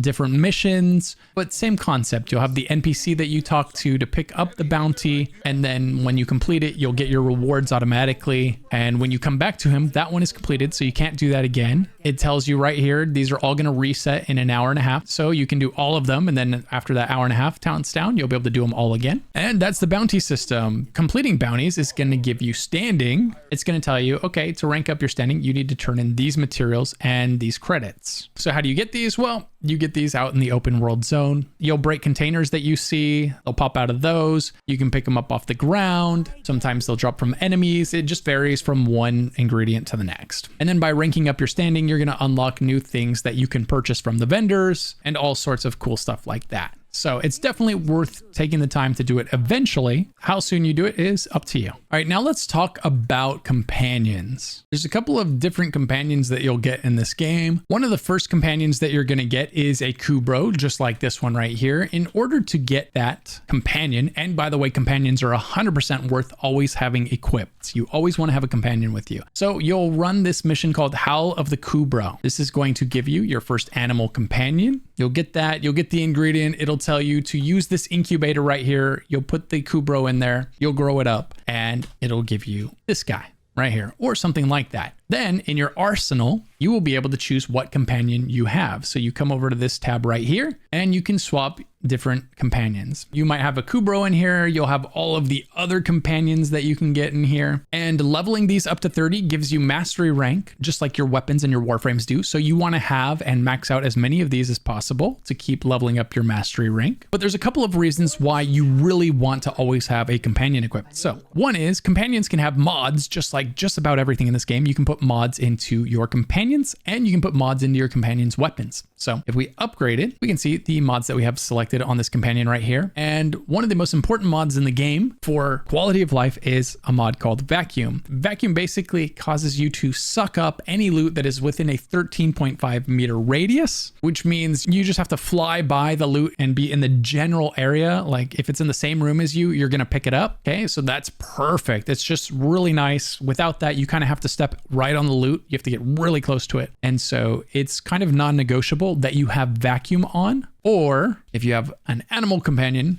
then make sure you have Fetch. Same exact theme, but it's the animal version. And yes, the animals have different mods than your robot companions do. It's a different mod pool, different mods, so you'll have to get mods for both, and you're gonna find most of them on accident until late in the game when you're deciding to put very specific builds together. Then you'll hunt and pick for very specific mods. And like I said, you can swap your weapon on your companion. So here's all of these mods that can go on these companions. If we swap over to this guy here, we can't swap out his weapon, but we could put mods onto him if we wanted to. And looking at this, I can tell I've really neglected this poor guy on this account. Your companions can do fantastic damage, so don't sleep on them. They're great for quality of life, but they're also great for damage. They can be great for applying status effects. Like remember how we talked about how powerful it was to inflict viral on enemies? You can have your companion inflict viral for you. You can have your companion inflict heat, cold, right? You can do all of that stuff. You can kind of synergize with that. So companions are incredibly useful in this game. Okay, so that covers every part of this ship that I can see on my screen right now. One of the next things you're going to start finding are relics. Relics are all over the place in this game. Anytime you're running an endless mission, so that's a mission where you excavate, and you can stay in there and excavate as many times as you want before extracting.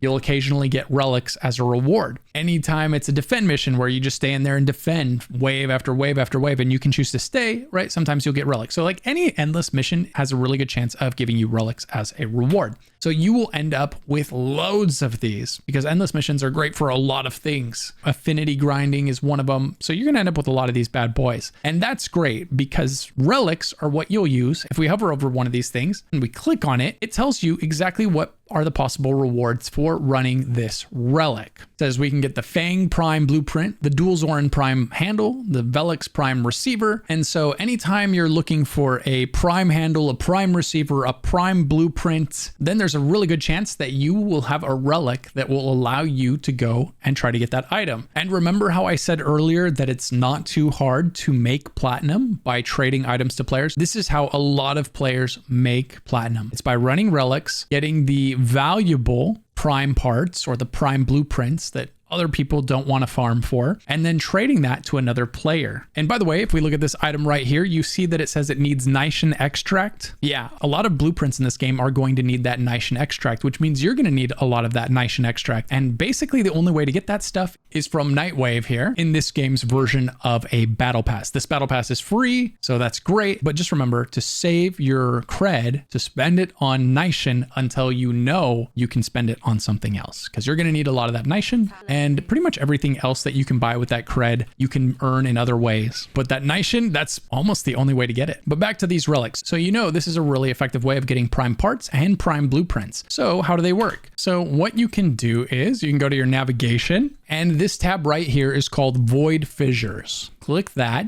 And right here, these are all the void fissures. Void fissures are maps that you can run. And before you start the run, it's going to ask you which one you want to use. So what you can do is choose one and search for the thing you want to build. Let's say you had decided you wanted to put together a Paris Prime. So you go Paris Prime. Okay. And now it's showing you all of the ones that have Paris Prime parts or blueprints. So we've got Paris Prime String, a Paris Prime Lower Limb, and a Paris Prime Lower Limb. So you could just grab one of those, equip it for the mission. It says, are you sure you want to equip this for the mission? It will be consumed if you seal the void fissure. And you're going to say yes. Now, one thing before you do this, make sure before you do this that you are set to public. You always want to run these missions with 3 other people. You want a total of 4 people in the group, at least more than just you, because the reason is you'll either be able to take the loot that you got or the loot that anybody in your party got. So if one person gets the most valuable item, all 4 people can choose to take that person's item. So you don't have to take the loot that you get. You could take the loot that anybody gets. And it's not like if you take it, they can't have it. Everybody can take it. And also, if you hover over these, remember how we were talking about Ducat for buying Prime mods? If you hover over each of these, you can see how many Ducats they sell for. This Gyre Prime Neuroptics Blueprint sells for 100 Ducats. So if you wanted to, and you had the opportunity and you needed Ducats, you could grab that and you could either sell it for platinum to someone, or you could sell it at the console for Ducats. So we're going to equip this for the mission. Yes, we're okay with that. Boom, it's going to throw us into the mission with 3 other people that are also running the Void Fissure. Now, once you get in here, you can see on the left, we need to collect reactant 10. And the next relic is going to happen after 200 cryotic is excavated. And here's what the coolant looks like. That little symbol on the ground kind of looks like a little fire almost. Run by, pick that up. In this case, we're also handling the reactor.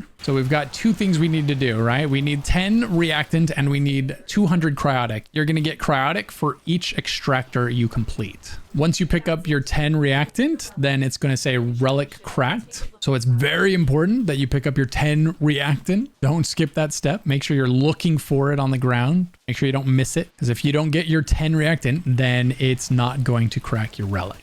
Really important. And here we got the Vadera Prime. And you hover over it, it tells you how many Ducats. If you don't care about anything else, you can just choose based on that. And it tells you what everyone's picking. So if you see everyone pick something and you're not sure what to pick, it might be safe to assume they know what's going on. If you want to, you can rerun the same mission and do it again. If you don't want to do it again, or you're all out of relics, you can just head to the extraction site and finish it up. And look, I got another relic while I was doing this one. They are not rare, so don't feel bad about using them. Okay, I'm at the extraction site. Okay, so we can see in our loot screen here everything that we got at the end of the mission. And there's the relic that we got after using a relic. We got a new relic. And here's the item that we took, the Vaderia Prime Receiver. So we've got 2 options with this item that we've got here. We can either save it, collect the rest of the parts, and then build it, or we can trade it for platinum. So to find out what this thing is worth for platinum and whether or not you should try to trade it, what you're going to do is open up Warframe.market. This item is the Vaderia Prime Receiver. So Vidaria, and then prime barrel, blueprint, receiver. So we click that, and then right here, it's going to tell us how much that sells for. So this is only selling for 2 platinum. So anytime you find one of these items, you'll likely be able to trade it for between 2 and 15 platinum. As you can see, that was real easy to get. So sometimes you're going to get something that's really valuable. Sometimes you won't, but you know, it all adds up, and ultimately you'll be able to use this platinum that's trickling in from the various things that you get. Let's say you're trying to sell the Vidaria Prime Blueprint instead. Hey, that's 8 platinum for the cheapest seller right now. So that's going to be one of the easiest ways to make platinum in this game. You're going to use those relics, get prime parts, prime blueprints, and then sell them over here on Warframe.market. You'll have to sign in, make an account, list your items that you find, but that's how you do it. So let's say you did list that item for sale and you were going to sell it. Let's say this was your item for sale, and eventually someone would click buy. It's gonna put this text here and select it. So they'll control C this, they'll copy that, then they'll tab into the game, open up chat, and they'll paste it. And I'll just go ahead and buy this item from this person to show you what it's like to trade in this game. So we'll go ahead and do that. I'm saying, hey, I want to buy your Vidaria Prime Blueprint for 8 platinum.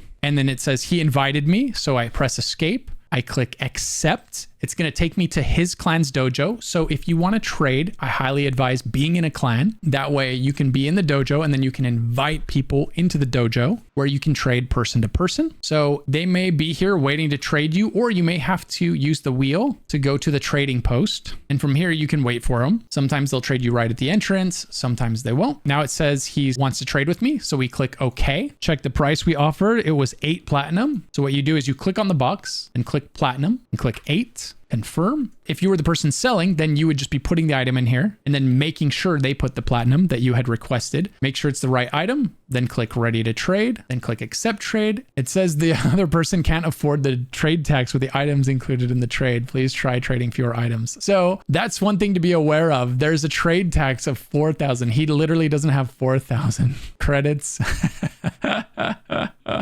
So he's just going to quickly sell some items for credits, probably go up into his inventory and sell some items for credits. I'll show you how to do that in a moment, since this is a good lesson. But yeah, these trades require credits, and the credits are one of the things that stops you from just entering the game as a whale and buying literally everything that you want, because you will not have enough credits to do that. If you try to buy maxed out stuff, like a maxed out arcane, it's going to have a 2 million credit tax associated with buying that one item. So he's trying again. Platinum 8, confirm. He's going to put the item there. So I'm not paying a trade tax this time, but he is. Okay, there it is. We're both going to accept it. Okay, perfect. Trade was successful. And then if you'd like to, you can say thank you and be on your way. Now you have the item that you wanted. So that is how you sell items for platinum. And that's also how you buy items for platinum from other people. You use Warframe.market. Either way, don't use trade chat. Trade chat's probably going to be where you go to get scammed. People in trade chat likely know exactly what the item's worth on Warframe.market, and they're trying to make more than that off of the people that don't know about Warframe.market. So there you go. Just one last thing about Warframe.market here. One of the things you can do if you were wanting to put something together and you didn't want to farm each piece independently,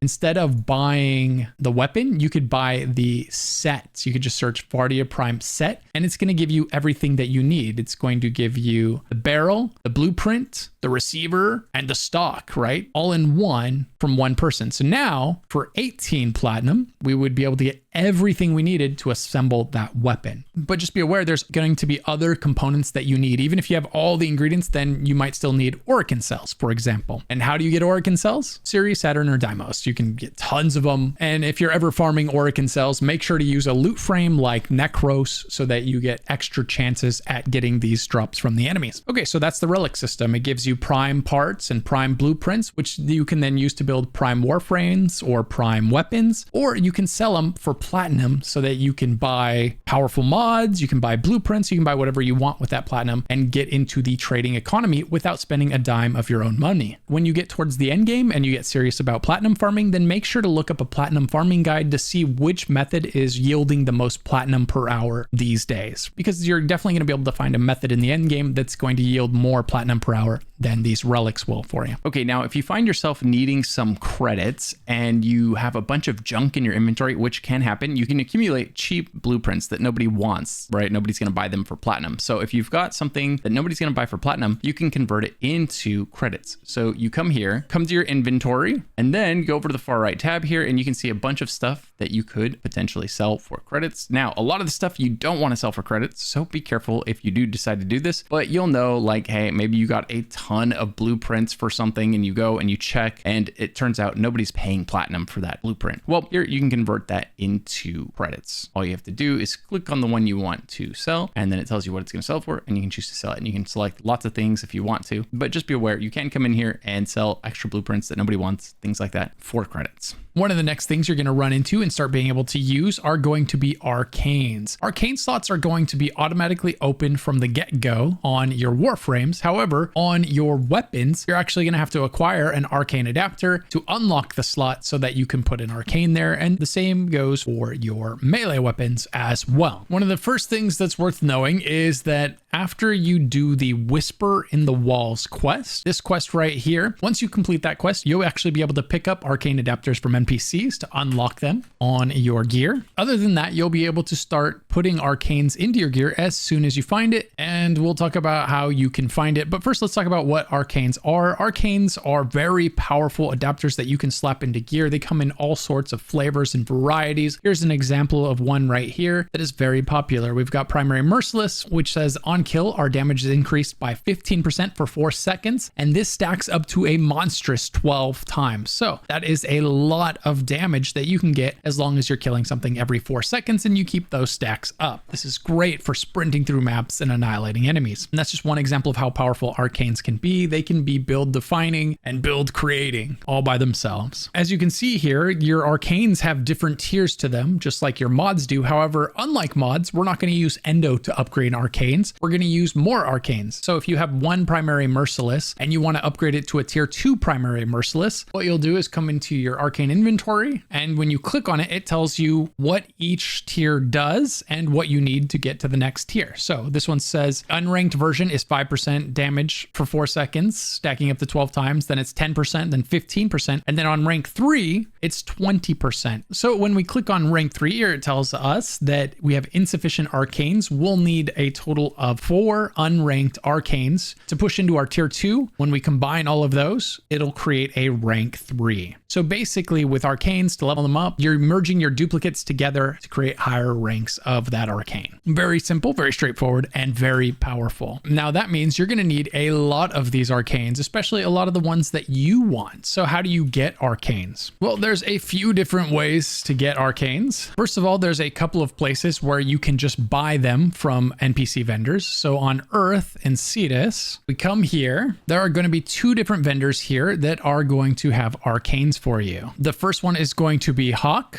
right here, and the second one is going to be Quill Onco. Both of them, if you teleport to them and browse their wares, they're going to be selling multiple different arcanes for you to choose from, and you can purchase them with your standing. Now, the major downside with this method of acquisition is that you're going to have to rank up your standing with both of them before you're able to purchase the arcanes from them. And ranking up both of those standings is going to be quite an open world grind, so just be ready for that. So that's definitely one reason to start these 2 reputation grinds sooner than later. Okay, the next way to collect arcanes early is through Eidolon hunts. Now, these are going to require a little bit of prep for you. You're going to want to be at least mastery rank 8 or 9. You're going to want to have your Sirocco amp that you get at the end of the new war quest. So complete the new war. It's a main quest. You can't miss it. Just do it. And then equip the Sirocco amp after it's given to you. And then after you've got your Sirocco amp equipped and a weapon that is doing some form of radiation damage, ideally, and you definitely want to have decent survivability because this guy's going to hit really hard. So what you'll do is you'll come to Cetus at nighttime. If you hover over Cetus, it says time of day, night. Ends in 33 minutes. So we've got 33 minutes of night left here. We'll head in there. These hunts can only be done at night, but it is a great way to get arcanes if you enjoy it. So we'll come to Konzu, and these hunts are under the bounties section for him. We'll scroll all the way to the bottom, and it says we have 26 minutes left to complete these. these. We've got the Terra list, which is the slightly easier version of this. And then you've got the Eidolon Call, which gives you a different pool of arcanes. So we'll click on the Eidolon Call, start that up, run on in. And then with your lures, after you've killed it, they'll go ahead and capture it. And you get an unidentified item. Charge your lures by letting them suck the energy off these Eidolon Vomvalis. And then at the end of the hunt, you'll see a screen that looks like this here. And you've got a few different arcanes from a single run. All right, the next thing we're going to talk about is another room that is unlocked on your spaceship. So we've already gone over all of the devices in this section of the spaceship. We didn't touch on this. This is Conclave. That is for PvP. It is not the most popular feature in the game, but if you're big into PvP in games like this, you can go ahead and check it out. But then back here, we've got 3 doors. One over there. That is this game's version of kind of housing. You can collect furniture, trophies, things like that, purchase it, put it in here if you're into that sort of thing. But probably more importantly is this room right here. This is going to be unlocked probably sometime around the point you finish the Neptune Junction. You'll go ahead and do the quest called The Second Dream. This is a major milestone for the game. This is where the storytelling starts jumping to another level. It feels like, as far as the story goes, this is where the game really started to find itself with its cinematics, with the theme and everything going on. This is where the game goes from being a complex multiplayer lobby game to a multiplayer game with a full-blown story attached to it. So you'll complete that quest, and if you're into good sci-fi fantasy stories, you're gonna love the direction it starts to go, starting right there. That is going to unlock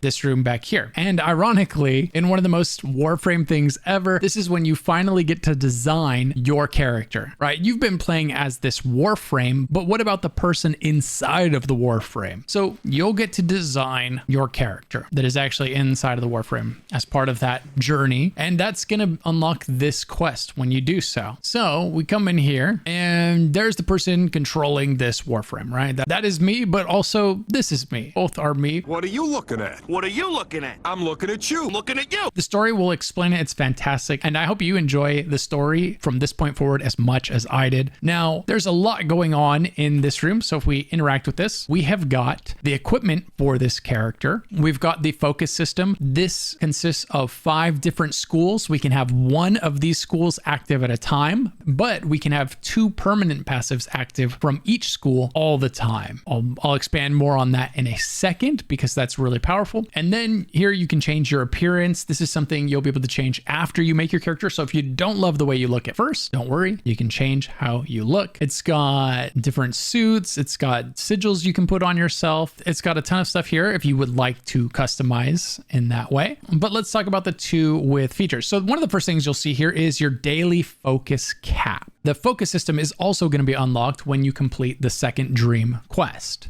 And during that quest, it'll ask you to pick one of these 5 schools. Don't worry, you can change it anytime later on, but you just have to pick one to start with. A very popular first choice is Xenuric because this is an energy sustain friendly choice. So this will help your operator, as this guy is called, as well as your Warframe not run out of energy, right? So that's the reason people choose Xenuric, is for energy management. People choose Unairo for crowd control, Madurai for damage and healing, Vizarin for healing and support, and then Naramon if you're going for a melee build. That's the general gist. So if we look at the tree for the Xenuric, we can see all of the different abilities here. I'm not going to go over each one of these abilities because there are a lot of them, but what I will tell you is if you hover over them, it tells you if the ability impacts your Warframe or your operator or both. So if we look at this one, it says Warframe and operator get an additional 50% energy over 5 seconds when we grab energy orbs. Okay,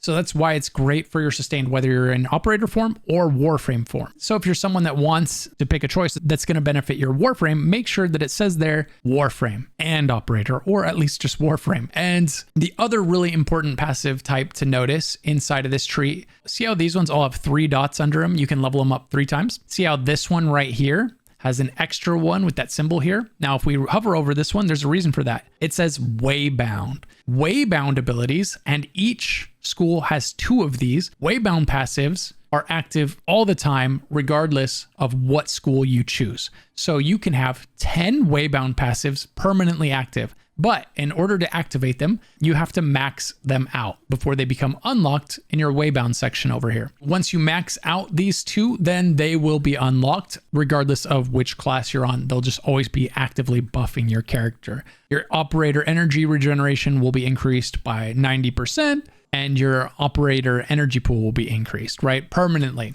So similarly, if we go over here to Vazarin, so this is what your tree is going to look like when you start. Everything is going to have locks on it. You can't get to this one without unlocking this one. You have to pay 60,000 points, as it says there, simply to unlock this. Then you have to pay more points if you want to level it up. But all you have to do is unlock it to get to the next one. And then you can unlock this one and invest in it if you would like to. Once again, we can see these ones with a special symbol over here. That's going to be your waybound ones if you want to unlock these and max them out so that you have them waybound and permanently buffing your character regardless of which of the 5 schools you have active, then you can do that. The experience that you use to level these up is called Focus. You can see here that this account currently has 297,000 Focus available to spend on upgrades. However, this next upgrade here is 400,000 and this one is 325,000. We could put some points into this if we wanted to, but I don't really feel like doing that for this one right now. How do we get more of this? Well, there's a couple of different ways. One is by having a school set as your active school. So if Zenuric is your first school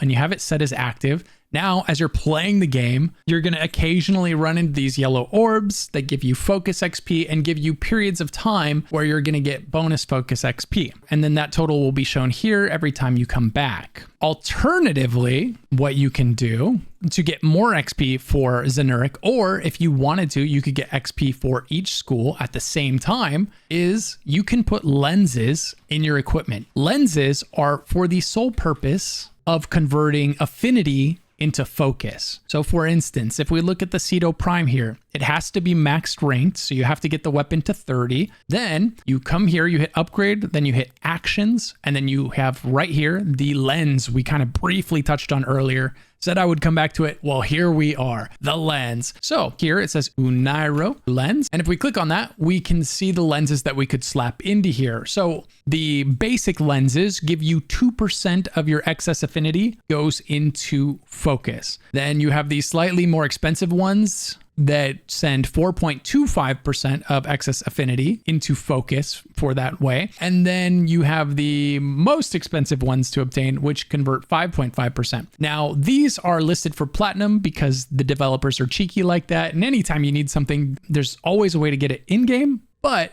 they're like, hey, if you want to spend a little cash, you could have it right now. So don't worry, you can get this for free. You don't have to buy them here, but it is useful for showing you what the options are going to be. So how do you get lenses? I'm glad you asked. So you can put one of those lenses in all of your equipment. You can put one into your Warframe. You can put one into your primary weapon, your secondary weapon, and your melee weapon. And that's what these symbols next to it means. So it says max rank and then there's a symbol. That means there's a lens here. So if you're wondering if your item has a lens in it or not, that's what that symbol means. And if you have a photogenic memory, each of these will correspond with the school that's affiliated with that image right there. So you have two options. You can put the same lens in for one school if you really want to focus on maxing out one school first, or you can put a lens from each school in and then equip a different school so that you're leveling all 5 schools simultaneously. If you're not sure which school you're going to want to use, then perhaps that's not a bad idea. If you know exactly which school you want to focus on, then maybe you want to use more lenses focusing on a single thing.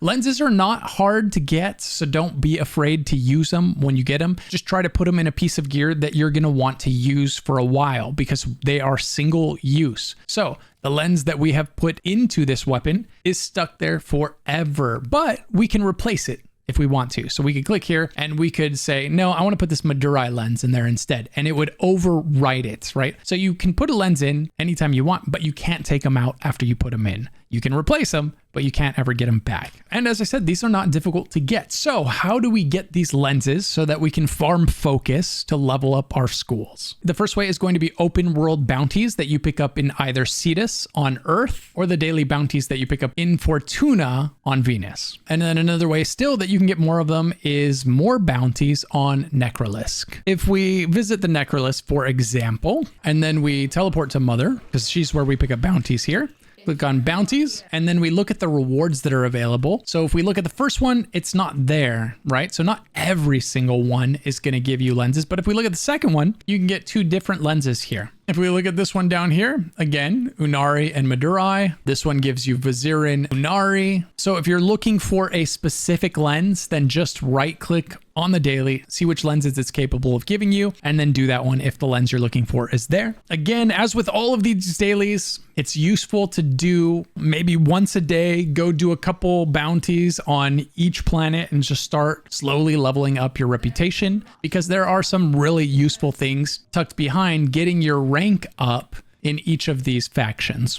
Okay, so that's how the focus system works, and that's how you get experience for your different schools. Whichever lens you're wearing will convert a portion of the XP that that item gets to that school that you can then spend in here. Now, if we interact with this one more time, you see this pop up. It says daily focus cap. A lot of things in this game are time gated, and this is one of them. So it says that right now we have a focus cap remaining of 197,000 focus. So if you wanted to get a lot of focus really fast, one thing that I would recommend doing when you've got your lenses on is go to your navigation and then do Sanctuary Onslaught.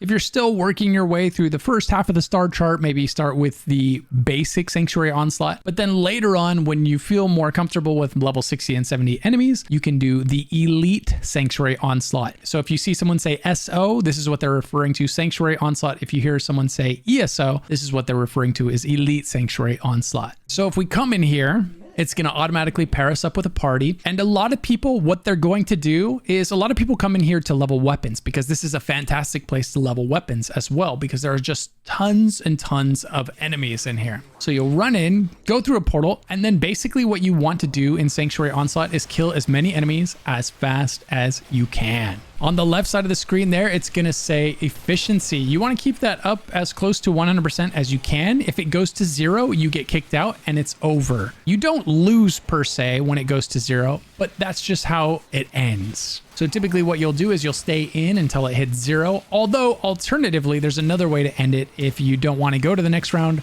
and that's by simply not going through the portal when it pops up again. The game will take that as your way of saying, you're done now and you want to leave. Then once the timer runs out, it's going to say zone complete and a portal is going to open up. So run to the portal symbol that you see there.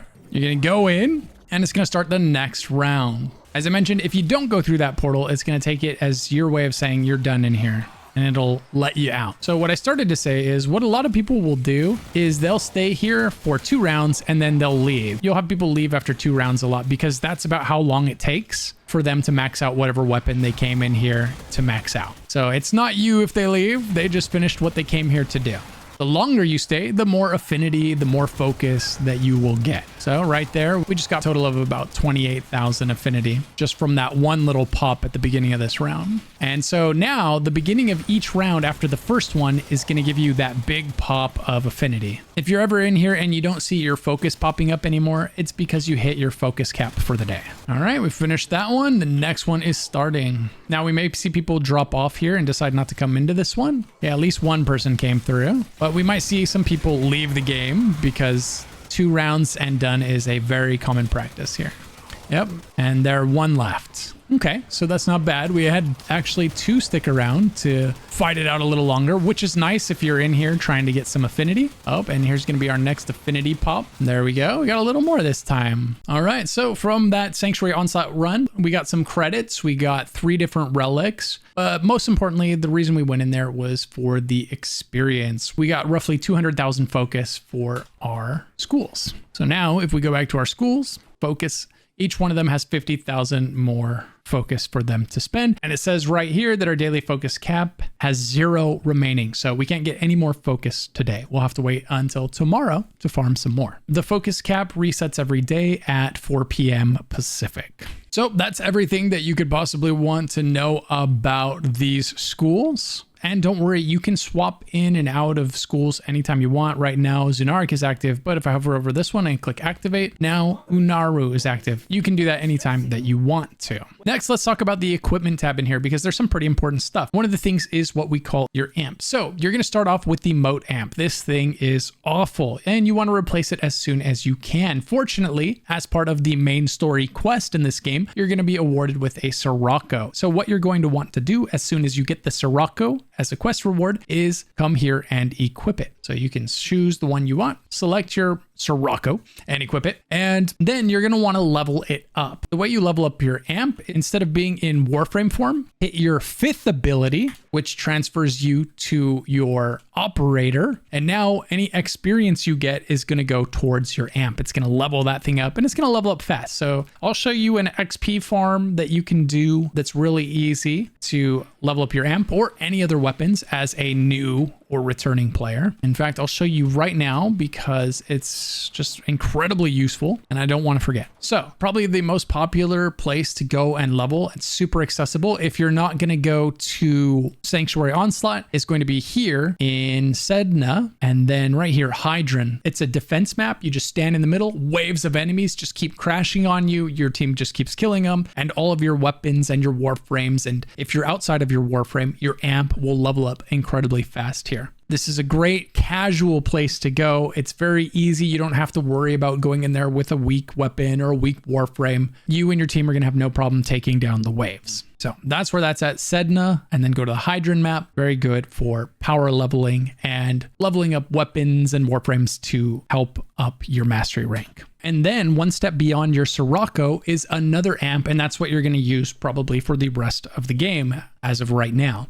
And these are the amps you'll hear people refer to as 123 or 177. You'll hear a series of 3 numbers. So what those numbers are referring to is this chart right here. So you've obviously got the numbers at the top. So if someone says you should build a 123, they're saying you should build a 1, a 2, and a 3. Or if they say a 177, then you're going to build a 177. There's 3 parts that go into an amp. It's your prism, your scaffold, and your brace. And so it's just telling you which part to take for each section to get the most out of it. And the reason that the last number is always 7 is because the Certus brace gives 20% amp critical chance. Beyond that, it's up to you which one you pick. The first one you get, if you want to get one right away in half the farm time, you can get something like a 123. It's a really solid starter. If you're wondering which amp is the most powerful, it really depends on the type of content that you want to do with it and the person that you ask. A good reliable starting option is a 1, 2, 3, and then once you've done the farm necessary to unlock these over here, then a great option for something like Eidolon farming is the 177. Or if you want, you can just really grind out the ranks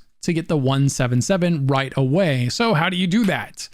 Well, I'm glad you asked. So if we look at this version of the chart here, you can see that they're separated into 2 different colors. And the reason is this on the left half is 1 reputation grind, and then this on the right half is another grind. And this is the part that makes this powerful amp so time consuming to get. You have to go to Quill Onco in the zone of Cetus on the planet of Earth and increase your reputation rank with him until you can buy these. And then the right half here, you have to go to Little Duck in Fortuna on the planet of Venus and rank Little Duck up until you can buy these here. And it's one heck of a grind to get the ranks up for both of those NPCs. So once again, another reason to be picking away at those ranks while you're playing the game. Once you unlock a new thing that you can rank up, maybe do a quest here or there, a bounty here or there for them, and try to increase your rank so that when it comes time to put something like this together, you're not that far away from doing it. This isn't going to be something you need a ton of before you get to Steel Path, but it is something that's going to be incredibly helpful for things like Eidolon hunts. Once you've built the amp, get it to rank 30, and then go ahead and visit Little Duck and guild it to make it even stronger. Gilding the amp will increase its stats and will allow you to slot a lens as well as arcanes. Okay, next let's talk about the different types of weapons and warframes. So if we come into the menu here, we can see see that there are two types of Warframes. You've got regular Warframes and Prime Warframes. So what is the difference between Revenant and Revenant Prime? Well, if I click on them, you can see one very obvious difference. Revenant has way less bling than Revenant Prime. That is the most significant difference. The other difference between the two is usually some minor stat upgrades, maybe a little more energy, maybe something like that. There's not usually something game breaking that the Prime version gets that the regular version doesn't. It's just a little bit better and it looks a lot better. The size of the difference between the regular and the Prime varies from frame to frame and weapon to weapon. Now, we talked about how you get a regular Warframe. You just farm the blueprints from wherever they're dropping, whether it's a boss on one of the planets or bounties on a planet, or if you purchase the blueprints or you get them as quest rewards. That's how you get your regular Warframes. Then for your Prime Warframes and your Prime weapons, we talked about that, right? You're using the Void Relics to go ahead and farm the blueprints for that item. So if you wanted Revenant Prime, here we go. We hover over this one right here and it says rare Revenant Prime blueprint. This one right here, you get the Revenant Prime Neuroptics. This one right here, Revenant Prime chassis. So you'll just run the relics that have a chance of dropping the Prime blueprint that you're looking for, and you'll eventually get it. If you don't get it, you'll get something that you can sell for platinum and then eventually use that platinum to buy it from someone else if you would like to. So that's how you get your Prime Warframes and your Prime weapons. Another way to get Prime blueprints is this right here, the DUVIRI circuit. One of the best additions to the game since its launch, especially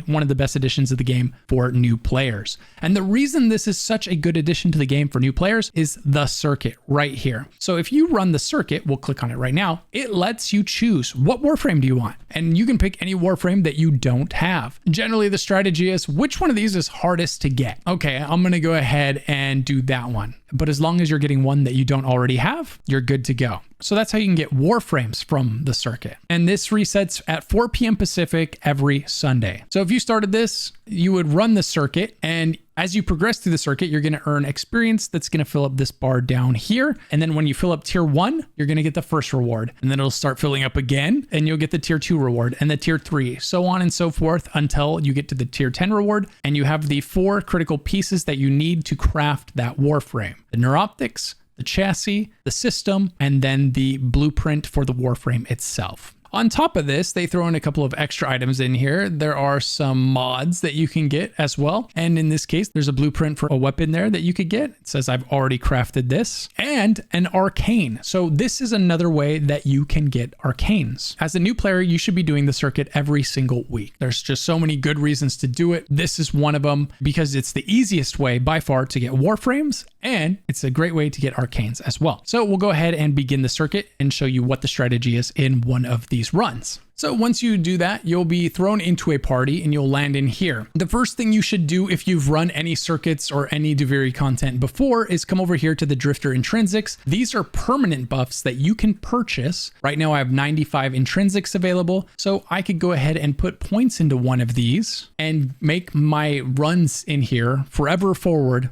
easier. An awesome one to do is Opportunity. This is going to make it so you have more choices of Warframes. So right here, I have 4 options instead of 3 because we leveled that up. And you're going to look at these and you'll get to choose which Warframe do you want to play as. If you've never played any of them, don't worry. They come preloaded with their own setups, so you don't have to stress about it. So we'll grab this one right here. Then you get to pick a weapon. So we'll grab this and you get to pick secondary, and we'll go ahead and take this melee weapon right here. If you've leveled up your Opportunity, you'll already have 1 decree to spend. Decrees are buffs that you get for this run. So you can read over each one and see what direction you want to take it in. Do you want to do something that gives you headshot damage for your weapon? Do you want something that's giving you melee damage because you want to focus on melee? Do you want to focus on ability damage? So you pick the direction you want to go. So we're just going to grab one here and then do the objectives. And the objectives in here will oftentimes look very familiar. Sometimes they won't though. But this time it says we're going to be excavating. Okay. We just happen to get one that we've done many times before in missions, right? So you know how to do an excavation mission. You're going to look for these power cells, pick them up, take it here,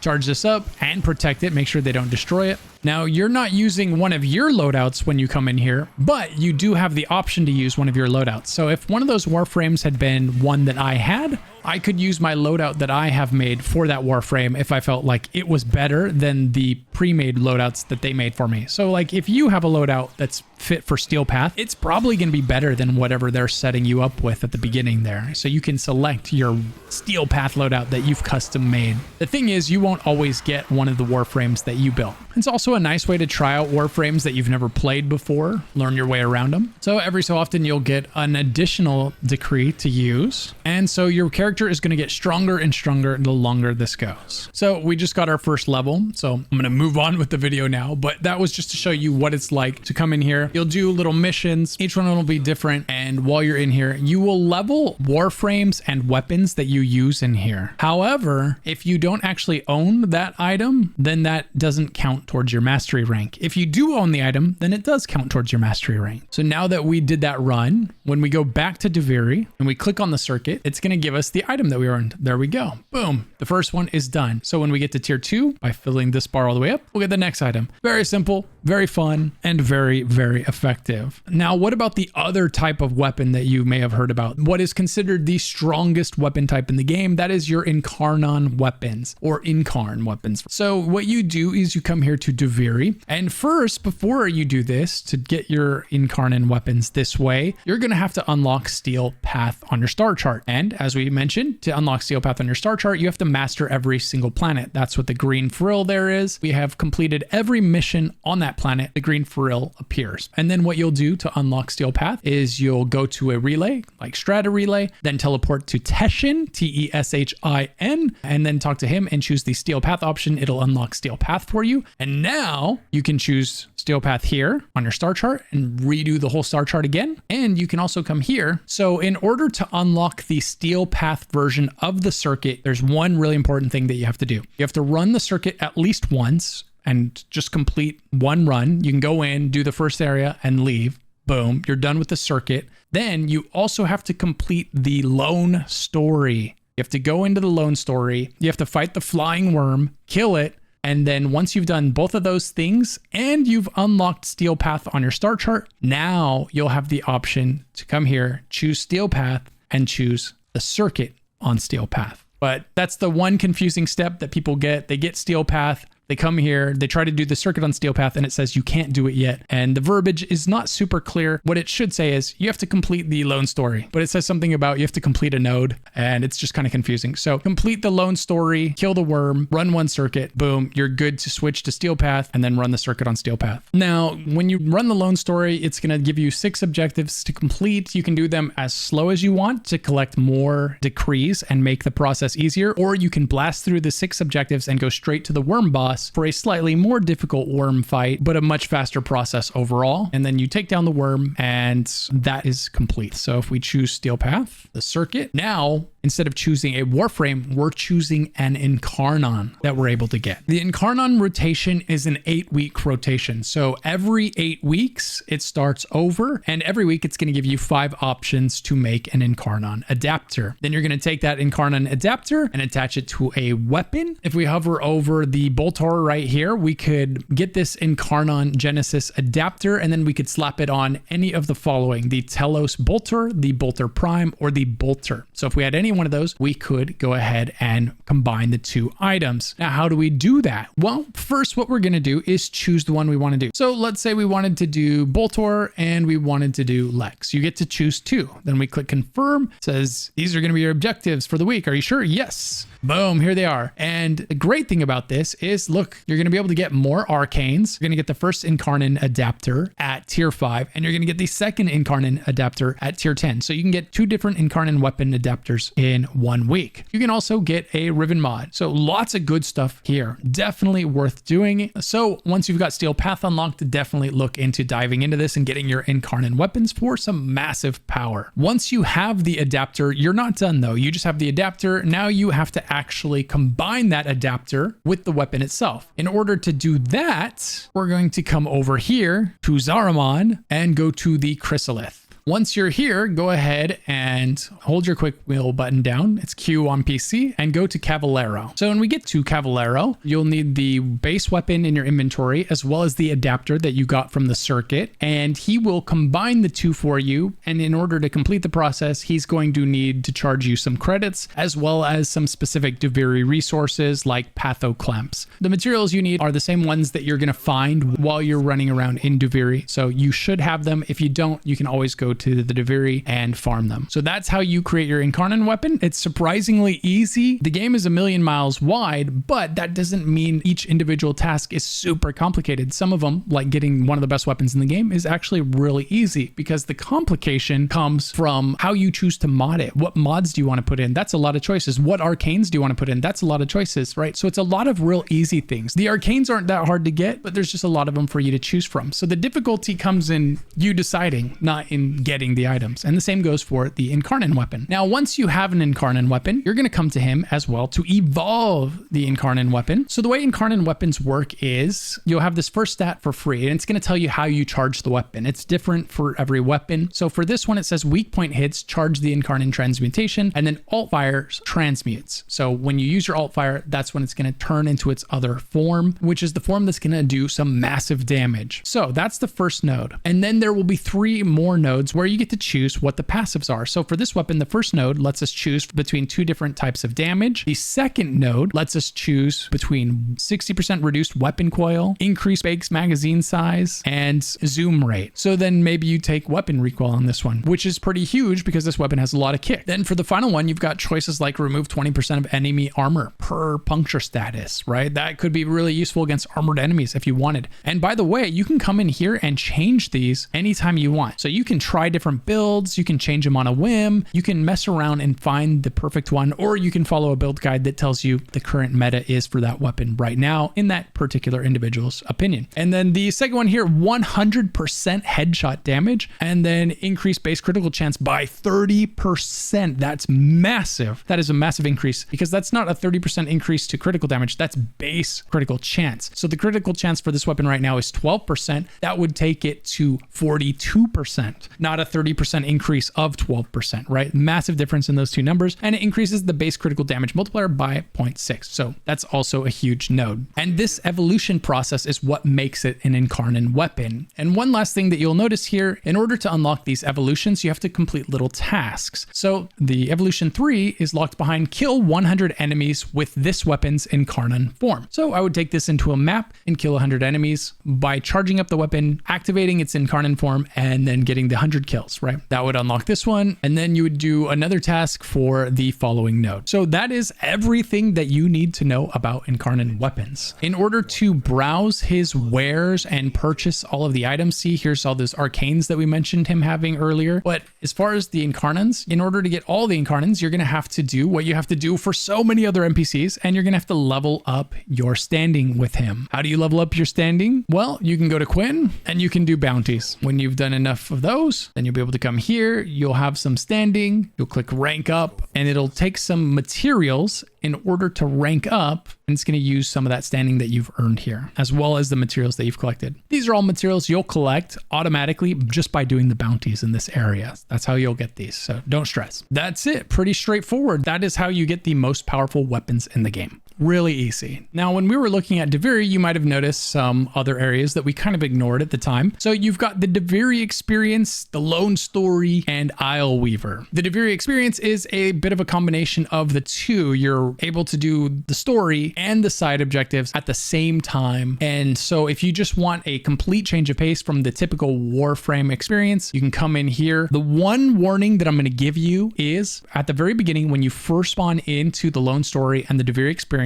you're going to go to fight the first set of enemies, and it's going to be a wake-up call. They're going to be difficult. They're not going to be easy. And that's because your character is going to get exponentially more powerful every time you get a decree. So they necessarily start you off incredibly weak, and it feels kind of awful, but you'll get a decree and you'll get a little bit stronger. You'll get the next decree. You'll get a bit stronger. You get the next decree. And then before you know it, you're absolutely blasting the enemies in that zone. So don't panic if when you first land into the DUVIRI zones, if you feel really weak and you're worried worried that you're doing something completely wrong. It's not that you're doing something completely wrong. It's just that you haven't collected any decrees that are going to turn you into a god yet. When you're running the lone story, you're going to run it as a combination of the drifter, that's you in human form, and your warframe, depending on which part or which stage you're on. It's sometimes you'll be as a drifter, and sometimes you'll go through a portal and you'll be doing something as a warframe. And then ISLEWEAVER puts way more focus on being a warframe. And for doing this, you'll get the Araxia warframe. So lots of really cool content in here. And then up here, you'll notice that it says joy. This is just changing the atmosphere of the zones, and the change in attitude from joy or fear or whatever it says, it's going to change the sky. It's going to change enemy types. It's going to change objectives that are available. It's going to mix up the process a little bit depending on what the mood is when you go in there. Don't be afraid to start one of these processes solo, just to spend some time in the first room and spend your points. Make sure you're buying those intrinsics that I mentioned at the very beginning of this section. Those intrinsics carry over through every run. It's a permanent form of progression. The decrees are a temporary form of progression. You lose all of the decree power that you get when you leave that run. Intrinsics, you keep it forever and for all time. So don't forget to purchase your intrinsics. So the RAILJACK is a giant combat spaceship that can have you and 3 other people manning it. You can assign another player to the guns. You can assign another player to repair. You can assign one player to driving the ship. It is a massive ship. I'll show you it in just a moment. But first, the way you unlock the ship is, you guessed it, through the quests. So be sure to keep up with your quests. Once again, last time I'll say it, this one is going to come from the Rising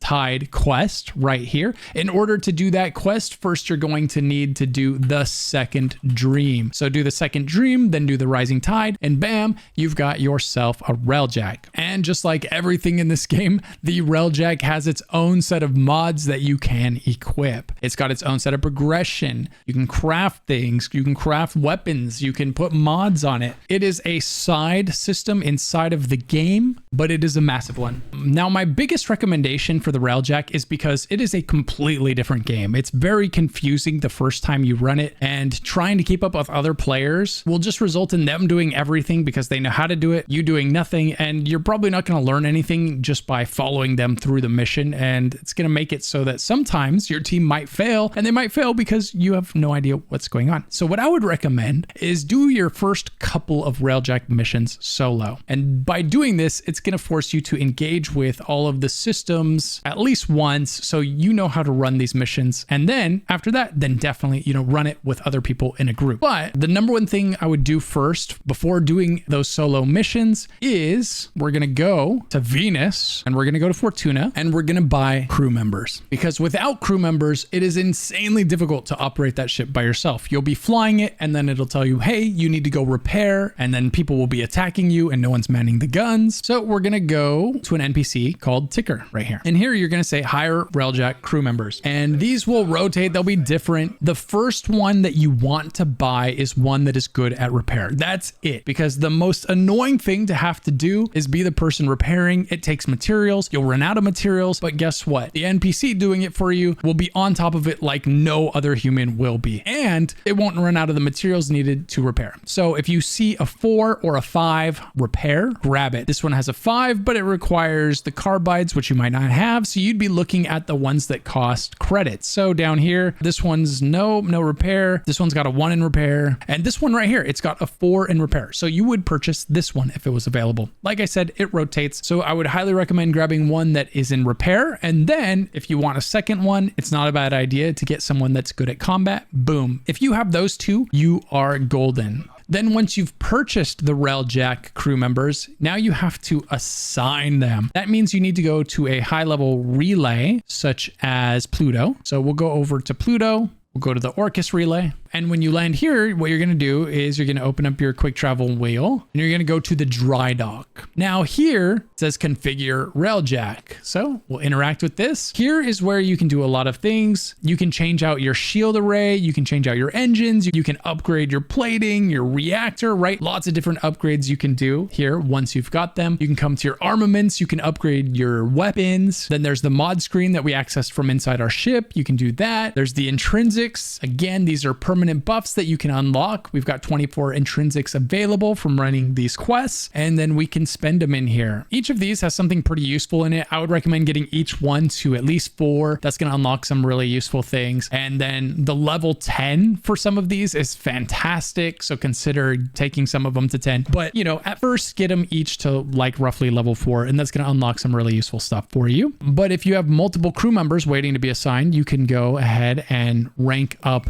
your command, because that first one is going to give you a crew member that you can have, and then when you level this up, you're going to get a second crew member and so forth. So you'll be able to click on a crew member and tell it you want to assign it a role. You can tell it what you want it to do. So for this guy, he is a level 5 repair, so we would go assign, and we tell him to be the engineer on the railjack, because that repairs it. Now instantly, all of the first missions that you're going to do are going to become very easy and 100% doable, because as fast as you take damage, he'll be able to repair it, no problem. So just having someone on repair with a 4 or a 5 in repair is going to make it so that you can learn your way through those missions. You're going to take tons of damage, but he's going to be repairing it, and you'll have the time to figure out what you need to do next. That's essential in my book. It's going to make it so much more fun and so much less stressful. And then if you got a second one, you can go ahead and assign them to whatever you decided they would be good at. Not a bad one would be the gunner. They're going to man the gunner, firing at all the ships that are flying around you constantly. You'll probably want to pilot the ship because you have to drive it to the objectives, and it's fun, and there's a gun while you're piloting. The defender position defends from raids, so occasionally raiders will come, latch onto your ship, and then come inside of your ship, and you'll have to leave the pilot seat and then go kill the raiders before returning to your pilot seat. So just be ready to do that if it pops up telling you you need to do that. So that's where you assign those all important crew members. And then the customization tab here is where you come and you can change the colors of your railjack to make it look just the way you want. One of my favorite settings in here is wear and tear. When you get it at first, it looks kind of like this. The thing is beat up, and I was like, man, I really wish this skin for this railjack wasn't so beat up. And then I saw the slider and I was like, oh, there we go. Now it looks good. Okay, perfect. If you customize the appearance of your railjack, there is a bug in the game where if you don't make it to another save point somewhere in the game, it will forget that you customized it. So what I recommend doing after you spend a bunch of time customizing your railjack, before you dive into a mission and potentially fail the mission, teleport back to your ship or just go somewhere, go through some kind of load screen that triggers a save, and then come back and run the next mission, because I did encounter this on my most recent playthrough of the game, so I know this is still there. So once you've followed the path through the early railjack missions, which have you run some missions and assemble your railjack,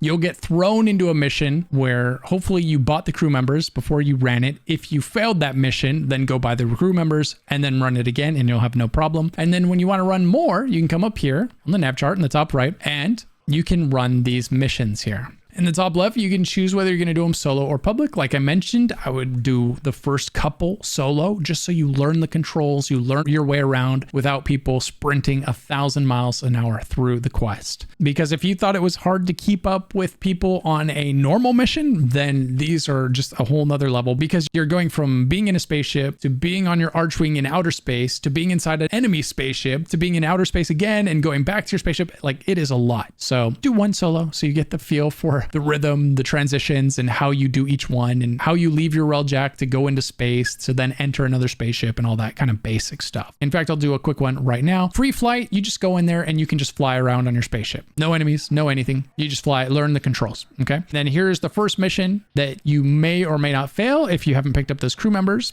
And so now I'll show you what this second mission looks like. Okay, so now we are in our railjack. Right here is one of the weapons, forward artillery. If you walk up to it, it tells you. But you'll probably be piloting, so you'll come up here to pilot ship, which, as I mentioned, it's the guns and the pilot at the same time.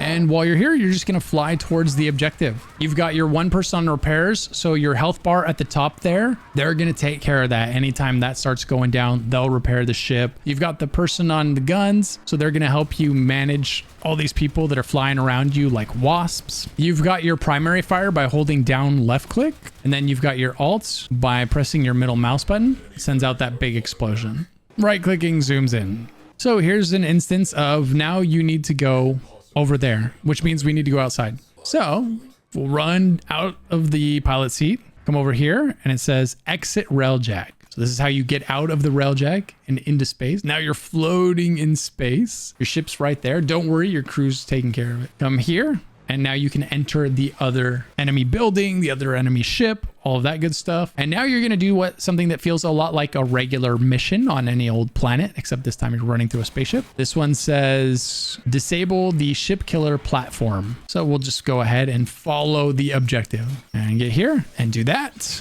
Now we're going to fly back into our ship. Just go in one of these side doors here, which pops us right inside. Okay, it says we've got a boarding party. So let's go ahead and leave the pilot's position here. And here they are. Look at them. So we don't have anyone on defending right now, so we got to do it ourselves.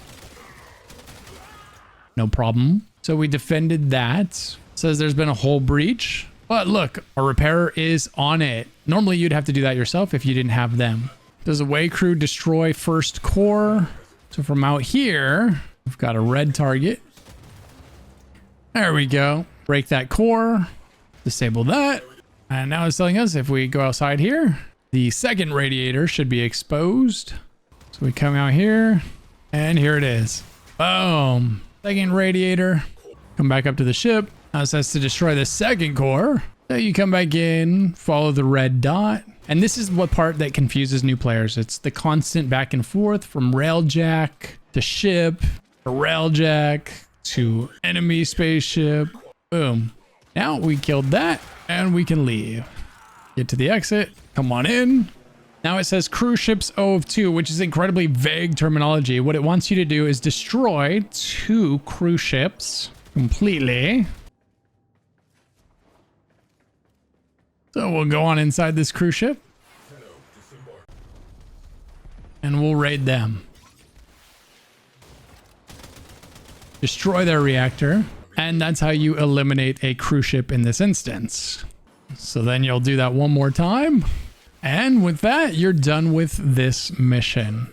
Rewarded us with another relic, some titanium, stuff we'll be using for railjack upgrades later, bonus endo. And that reminds me that railjack missions are a decent source of endo. If you're looking for a change of pace, you can do these. And if you do these with other experienced players, they can go really fast. As I mentioned, I'd recommend doing at least the first couple solo with your crew members. Learn your way around the systems, how to get in and out of your ship, how to get in and out of enemy places, all of that good stuff, and what each objective type is actually asking you to do, because they can be a little bit vague sometimes. Once your mission is complete, you can open the menu and you can tell it to return to dojo.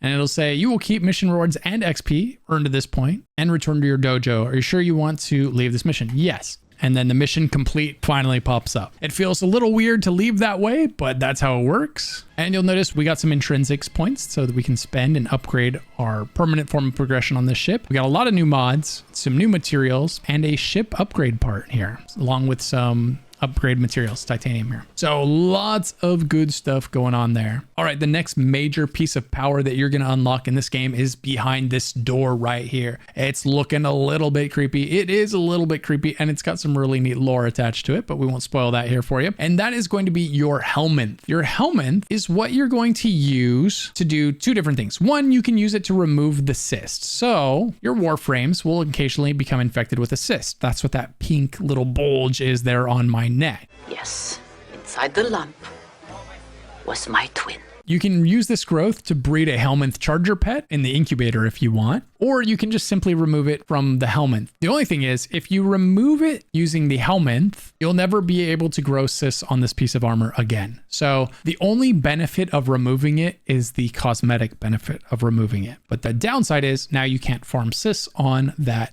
Warframe anymore, if that's something that you're interested in doing in the future. So I'll leave that decision to you. You can always farm it on one of your other 80 Warframes. The other option here is the HELMINTH system. The HELMINTH system is really neat. This is where we're going to get into 2 things, 2 really important endgame systems. This is like really endgame that we're talking about now. This is probably a couple of the last things that you're really going to start diving into. And the first one we'll talk about is HELMINTH. HELMINTH is mainly going to be used to subsume warframes. What that means is it consumes a warframe, because in this game, you have all of these basic warframes, and then you have the prime versions of those warframes. So the devs found a really cool use for the basic versions of the warframes. So what you want to do, for example, a really popular choice is to get your base Rhino Warframe, level it up to 30 so that you get the mastery rank credit, and then come here and subsume it and unlock the ability Roar. Now you've got a massive damage increase, and then you can take the ability Roar and attach it to whatever Warframe you want. You replace one of your Warframe's abilities with the ability that was on the Rhino. You don't get to choose which ability comes off of the Warframe. That's all predetermined by the devs. So when you subsume Rhino, you're always going to get Roar. But what you do get to choose is which ability you replace on the Warframe you're putting it on. You can choose to replace your first ability, second, third, or fourth. That's totally up to you. And then you'll put it on there and boom, now you've got a damage buff on any Warframe. So that's why Roar is a really popular one. It works with everyone. It gives you multiplicative damage to your abilities and multiplicative damage to your weapons. So easy choice. Once you subsume the Warframe, it's gone. You don't have it anymore. You don't really need it because most likely by that point you've got the Prime version of it, or you've started working on the Prime version of it, right? So that's totally okay. In order to subsume themes, you've got to feed the Helminth. Well, first thing you've got to do is get it to tier 2, the second rank, right? Which is what this one's at right now. And we did that by feeding the Helminth. We click feed Helminth. When we come in here, now these pop up over here telling us how much they can be fed. So this one right here, you click on this and there's really important information while you're looking at this. If there's a check mark here, that means you have enough of this ingredient to feed the Helminth this ingredient. If there's an up arrow, that means it's hungry for this ingredient. So here there's an exclamation point. That means I couldn't feed this to the Helminth because there's not enough of it. That's what that exclamation point means. That's what the check mark means. So check mark means you can do it. Exclamation point means you don't have enough of this to do it. So if we feed him some alloy plates, the up arrow disappears. He's no longer going to be hungry for this item. And if you feed him too much, you'll get a red down arrow saying you're getting minimal gains for feeding this to him now. So that's what all of these symbols on this screen mean. And then when you feed him, so we'll go ahead and feed that to him. You see this starts to fill up, and that's how you get it to rank 2. Once you get it to rank 2, the option to subsume Warframes shows up. You cannot subsume Prime Warframes. So what you'll do is come here in the Warframe you want to subsume. Any base Warframe that you desire. So if I came here in Banshee, for example, it's going to tell us that we're going to run into the next problem we would need to solve. And that is that in order to subsume, he's going to require us to feed him more. So in order to get him to do anything, you've got to feed him. If you want to unlock the ability to do things, you've got to feed him. And if you want him to actually subsume Warframes, you've got to feed him. So it says 80% required, but we're only at 10%. And then it says 54% required, but only 4.1% of pheromones, right? And so this is where you would come in here and you've been playing this game. You've been picking up loads and loads and loads of some of these materials, and you think you have more of them than you'll ever need. And then you get to Helminth and he chews through all of them in a heartbeat. And all of a sudden you're going, man, I wish I had picked up more materials than I have, because now I'm bone dry on all of these, and the ones I do have enough of, I don't want to get rid of because I'm crafting with them. So it can be a very difficult decision when you first get to Helminth and you're limited on some of these materials. Later down the line, when you're a 1,000-hour veteran, you know, that's not going to be a problem for you. But when you first get to him, it can be difficult to choose which things to feed to him because you're not sure what you're going to need next. If you're ever not sure if you should feed something to him, just Google it, see what is this item used for and how hard is it to farm. So once you had fed him, then you would be able to click subsume and take that Warframe's ability and then place it on. Same thing with attaching the ability to a Warframe. So if I wanted to put this roar on this Banshee, I would click this and it would say, in order to do this, you need these to be required. So 2 of them are already required, but we need 77%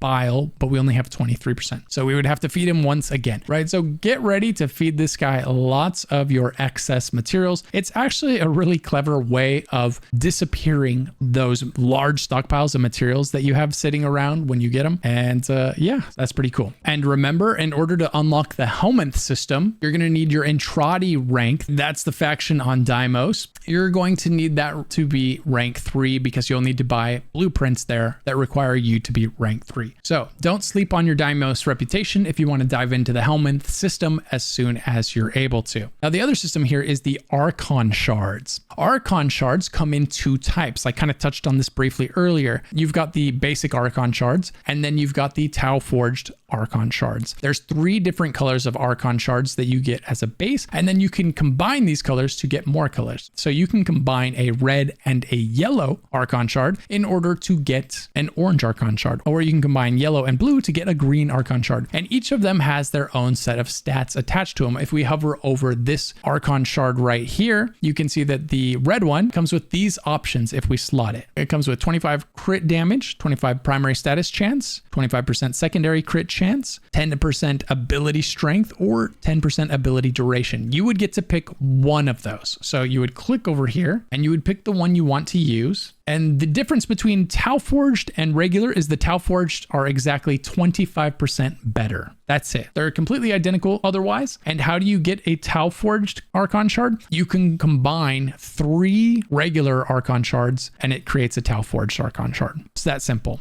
So what you'll do is you'll say, okay, I want to put this in here, and you'll choose which buff you want. You only get to pick one, as we mentioned. Then you would have to embed. You would click it and then you would click embed. But before you do that, realize that this is not one of those options that you can change anytime you want. Well, you can, but in order to change it, that's where the HELMINTH comes in. In order to remove an Archon shard from this Warframe so that you can use it in another Warframe, you're going to have to feed the HELMINTH yet again. Okay, so it is not free to take it out. It's free to put it into the Warframe, but it's not free to take it out. So when you get your first batch of Archon shards, you're going to be careful about which ones you put and where you put them in, because until you get more of them, that's all you've got to work with. And you want to save the stuff you're feeding the HELMINTH for subsuming and for leveling up the HELMINTH, ranking him up right here, as opposed to just pulling Archon shards out that you had put in. So be careful about placing that first set of Archon shards into your Warframe. Just be a little bit thoughtful about it. And like I mentioned, the easiest way to get Archon shards is going to be your Archon hunt that you can do every week. You come here, and when you complete all 3 missions, you get a guaranteed Archon shard with a chance of it being a Tau Forged Archon shard. It's got the pity system, so each time it fails to be a Tau Forged Archon shard, the chance next week goes up by 20%. So this week I have a 20% chance, and if I don't get it this week, next week it'll be a 40% chance. Another way to get them will be the Netracell missions right here. If you come to Sanctum Anatomica, and you will grind up your reputation here with bounties from Fibonacci, and then you'll talk to Tagfer over here.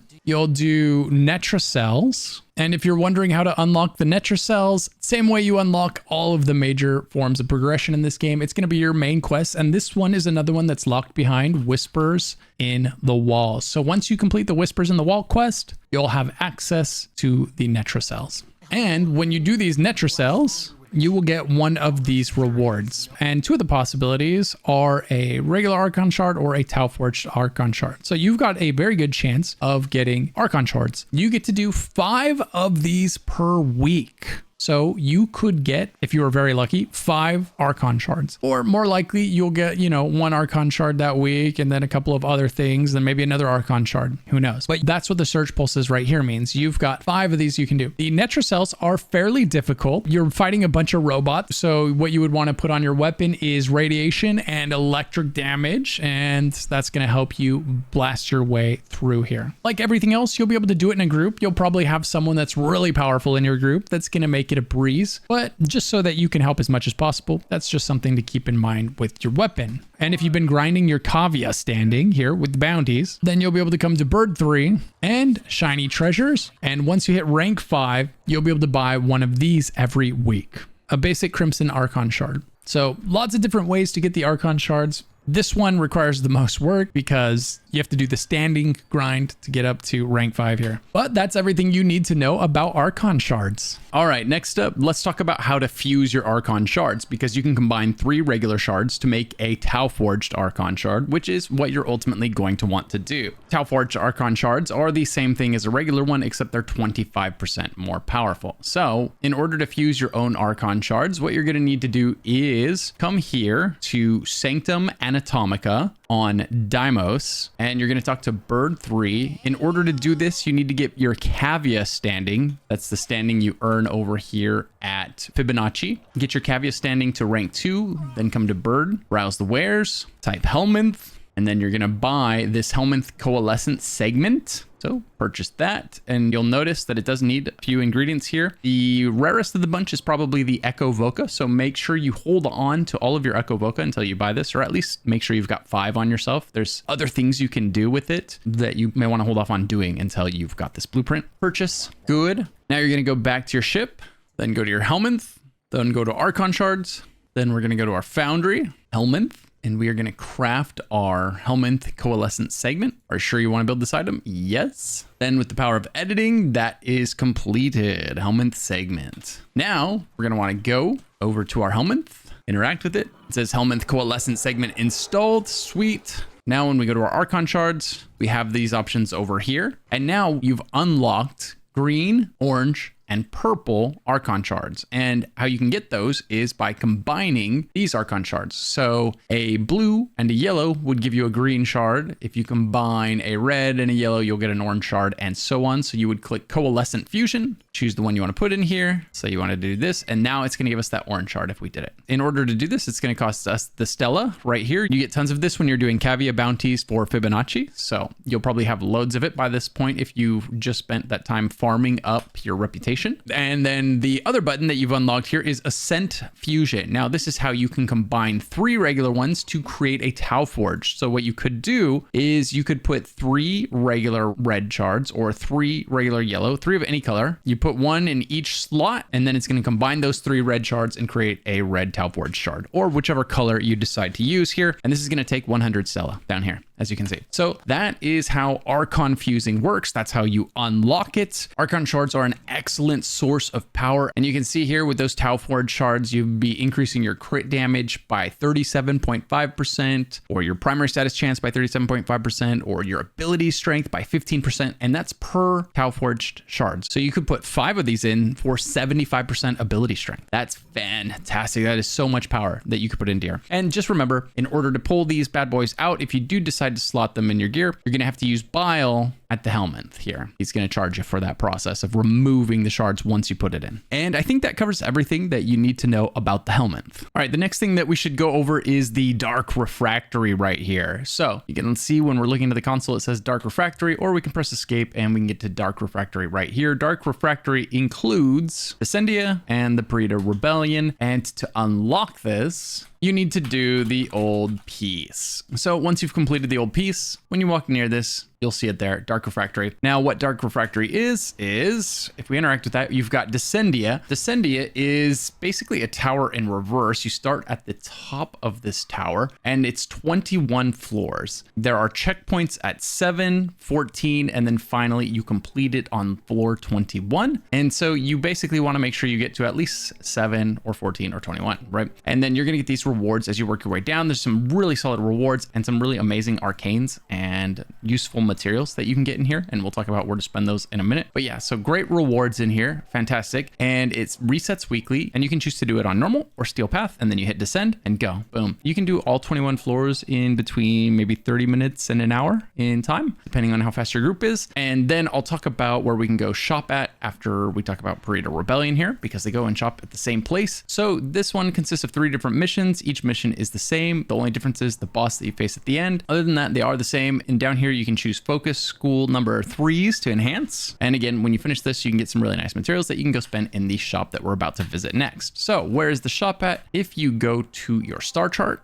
and then you go to Deimos, go to Sanctum Anatomica, then from here, go over to La Cathedral, then go in, and then go inside this. And then you've got the 3 different NPCs in here. So you can go over to her, browse her wares, and you can see what she has here. She has some cards, she has some arcanes, and then she has a couple different resources you can buy. And these arcanes that you can get from these are really solid arcanes, by the way. You get them for completing the missions, and then the ones that you can buy while browsing are really solid. And then here, if we browse him, after you beat him, you can browse his shop. He's the final boss of the tower, by the way. And then you can browse his shop, and this is where you get all the parts that you need to craft Uriel, as well as some weapons weapons, some arcanes, some really nice arcanes. So definitely consider coming in here and picking these up after you take down Descendia. There's some really nice rewards. This is some of the newest content in the game right now. And so the stuff in here is no joke. This is some really solid rewards. So definitely take advantage of it when you get to this point. Another thing that you'll need to do in order to unlock the Helminth system and a few other things in this game is mining. So let me just briefly touch on how mining works in this game. So the first thing you're going to need to do before you start mining is you're going to need to head to Fortuna and purchase a drill. There's a couple different drills that you can pick up in the game, but this one is incredibly easy to get, and it's the best one that you can get right now. When you get here, you're going to go to Smokefinger. You're going to browse his wares, and you're going to buy the Sunpoint Plasma Drill. After you do that, then you're going to go to your arsenal. You're going to go to your gear wheel, and you're going to equip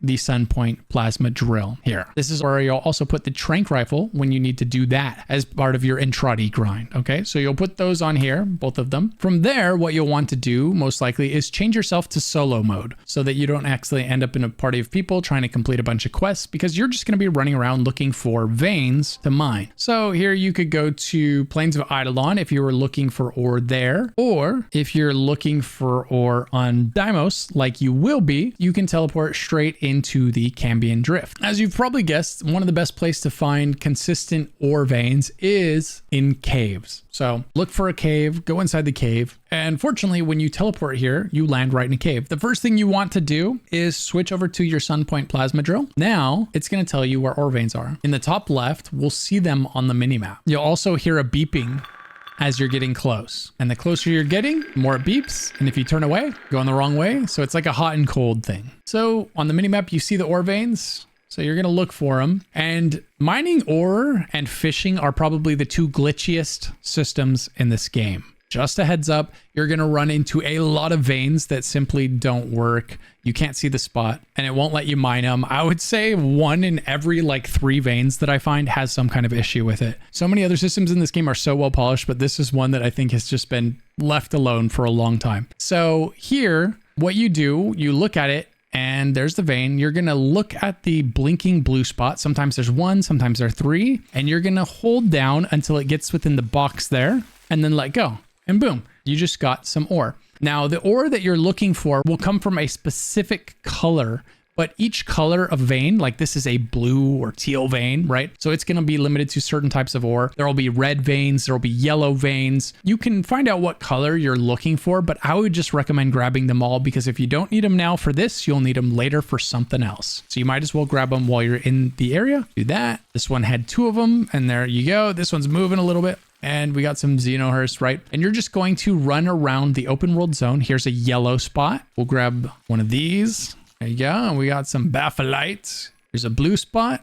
And so this is how you mine. You just go pick up the drill in Venus, you bring it down here, you pull it out, and the drill's going to tell you where the ore is so that you can find it. Once you've fully mined this cave, you can leave and you can come back and mine it again, or you could go out into the open world and find a bigger, better cave. Maybe this one's a little light on materials for you. It's totally up to you how you want to play that. It might take a while to get the ore that you're looking for, but don't worry, you will eventually find it, and plenty of it at that. After you've finished your mining, then you can go ahead and teleport to whichever travel point is closest to town, because if you just leave by aborting mission, I'm going to lose the materials that I just mined, right? So you want to run back to town and walk in the front gate of town. Then you'll get the mission complete and you'll get to keep those precious materials that you just mined. Next up, one of the things you're going to need a lot of is credits. From the beginning of the game until late into the game, you're going to need credits for buying blueprints. You're going to need credits for ranking up your mods, right? So you're going to need a lot of credits. And one great way to get credits is on Neptune. So on Neptune, you'll have the index mission. So in order to get the index mission, first, you're going to have to complete the quest called The Last Gambit. So once you complete The Last Gambit, you're going to get the index mission. And the way this works is you're going to gamble 100,000 credits to do a very easy mission. And then you're going to have to invest money, but your return is much more than your investment. So here, for one of these quick missions, we could invest 30 and get 105,000 at the end for a total return of 75K. Or you could do the harder ones to get even more. So you could invest 50 and get 250K, right? For a 200K profit for a very short mission. And that's Otis. Get used to him barging into your life constantly while you're playing this game. But back to the index. This is the best and fastest way for you to farm tons of credits into the early, the mid, and even into the late game. While you're doing the quest that unlocks the system, it's going to walk you through the process and walk you through the tutorial of how to do the index. So don't worry, you'll know exactly how to do it by the time you're here. All right, guys, if you're still here, let me know down in the comments below. This has been a long video. It's been a long day of recording. It's going to be a much longer day of editing. And if you made it this far and you enjoyed the video, please like, subscribe, leave a comment, letting me know. And I would greatly, greatly appreciate it. If you have any questions or you are confused by anything in this video, don't hesitate to leave a question down in the comments below. I try to read and respond to every single one of them. And if you enjoyed this video, be sure to check out my other Warframe videos linked in the description of this video and popping up on screen in a moment. Massive shout out to my channel members. If you want to become a member of the channel to support it and the creation of these types of videos, click the join button down below for access to a private Discord channel where you can ask me questions about the game, to behind the scenes footage, and more. And last of all, thank you guys so much for watching this video. If some of this stuff didn't quite click with you now, rewatch the video again next week, and I promise you, after a few hours in the game, everything will start to make a lot of sense to you. Feel free to listen to the video while you're grinding out some resource that you need. Maybe it's mining, maybe it's grinding bounties to progress your standing in one of these really important factions. You can throw this thing on in the background and absorb that knowledge anytime. I'm LUCKYGHOST. Thank you for watching one of my complete beginner guides, and I hope to see you in the next video. If you're not sure what to do next, check out one of these Warframe videos popping up on screen right now.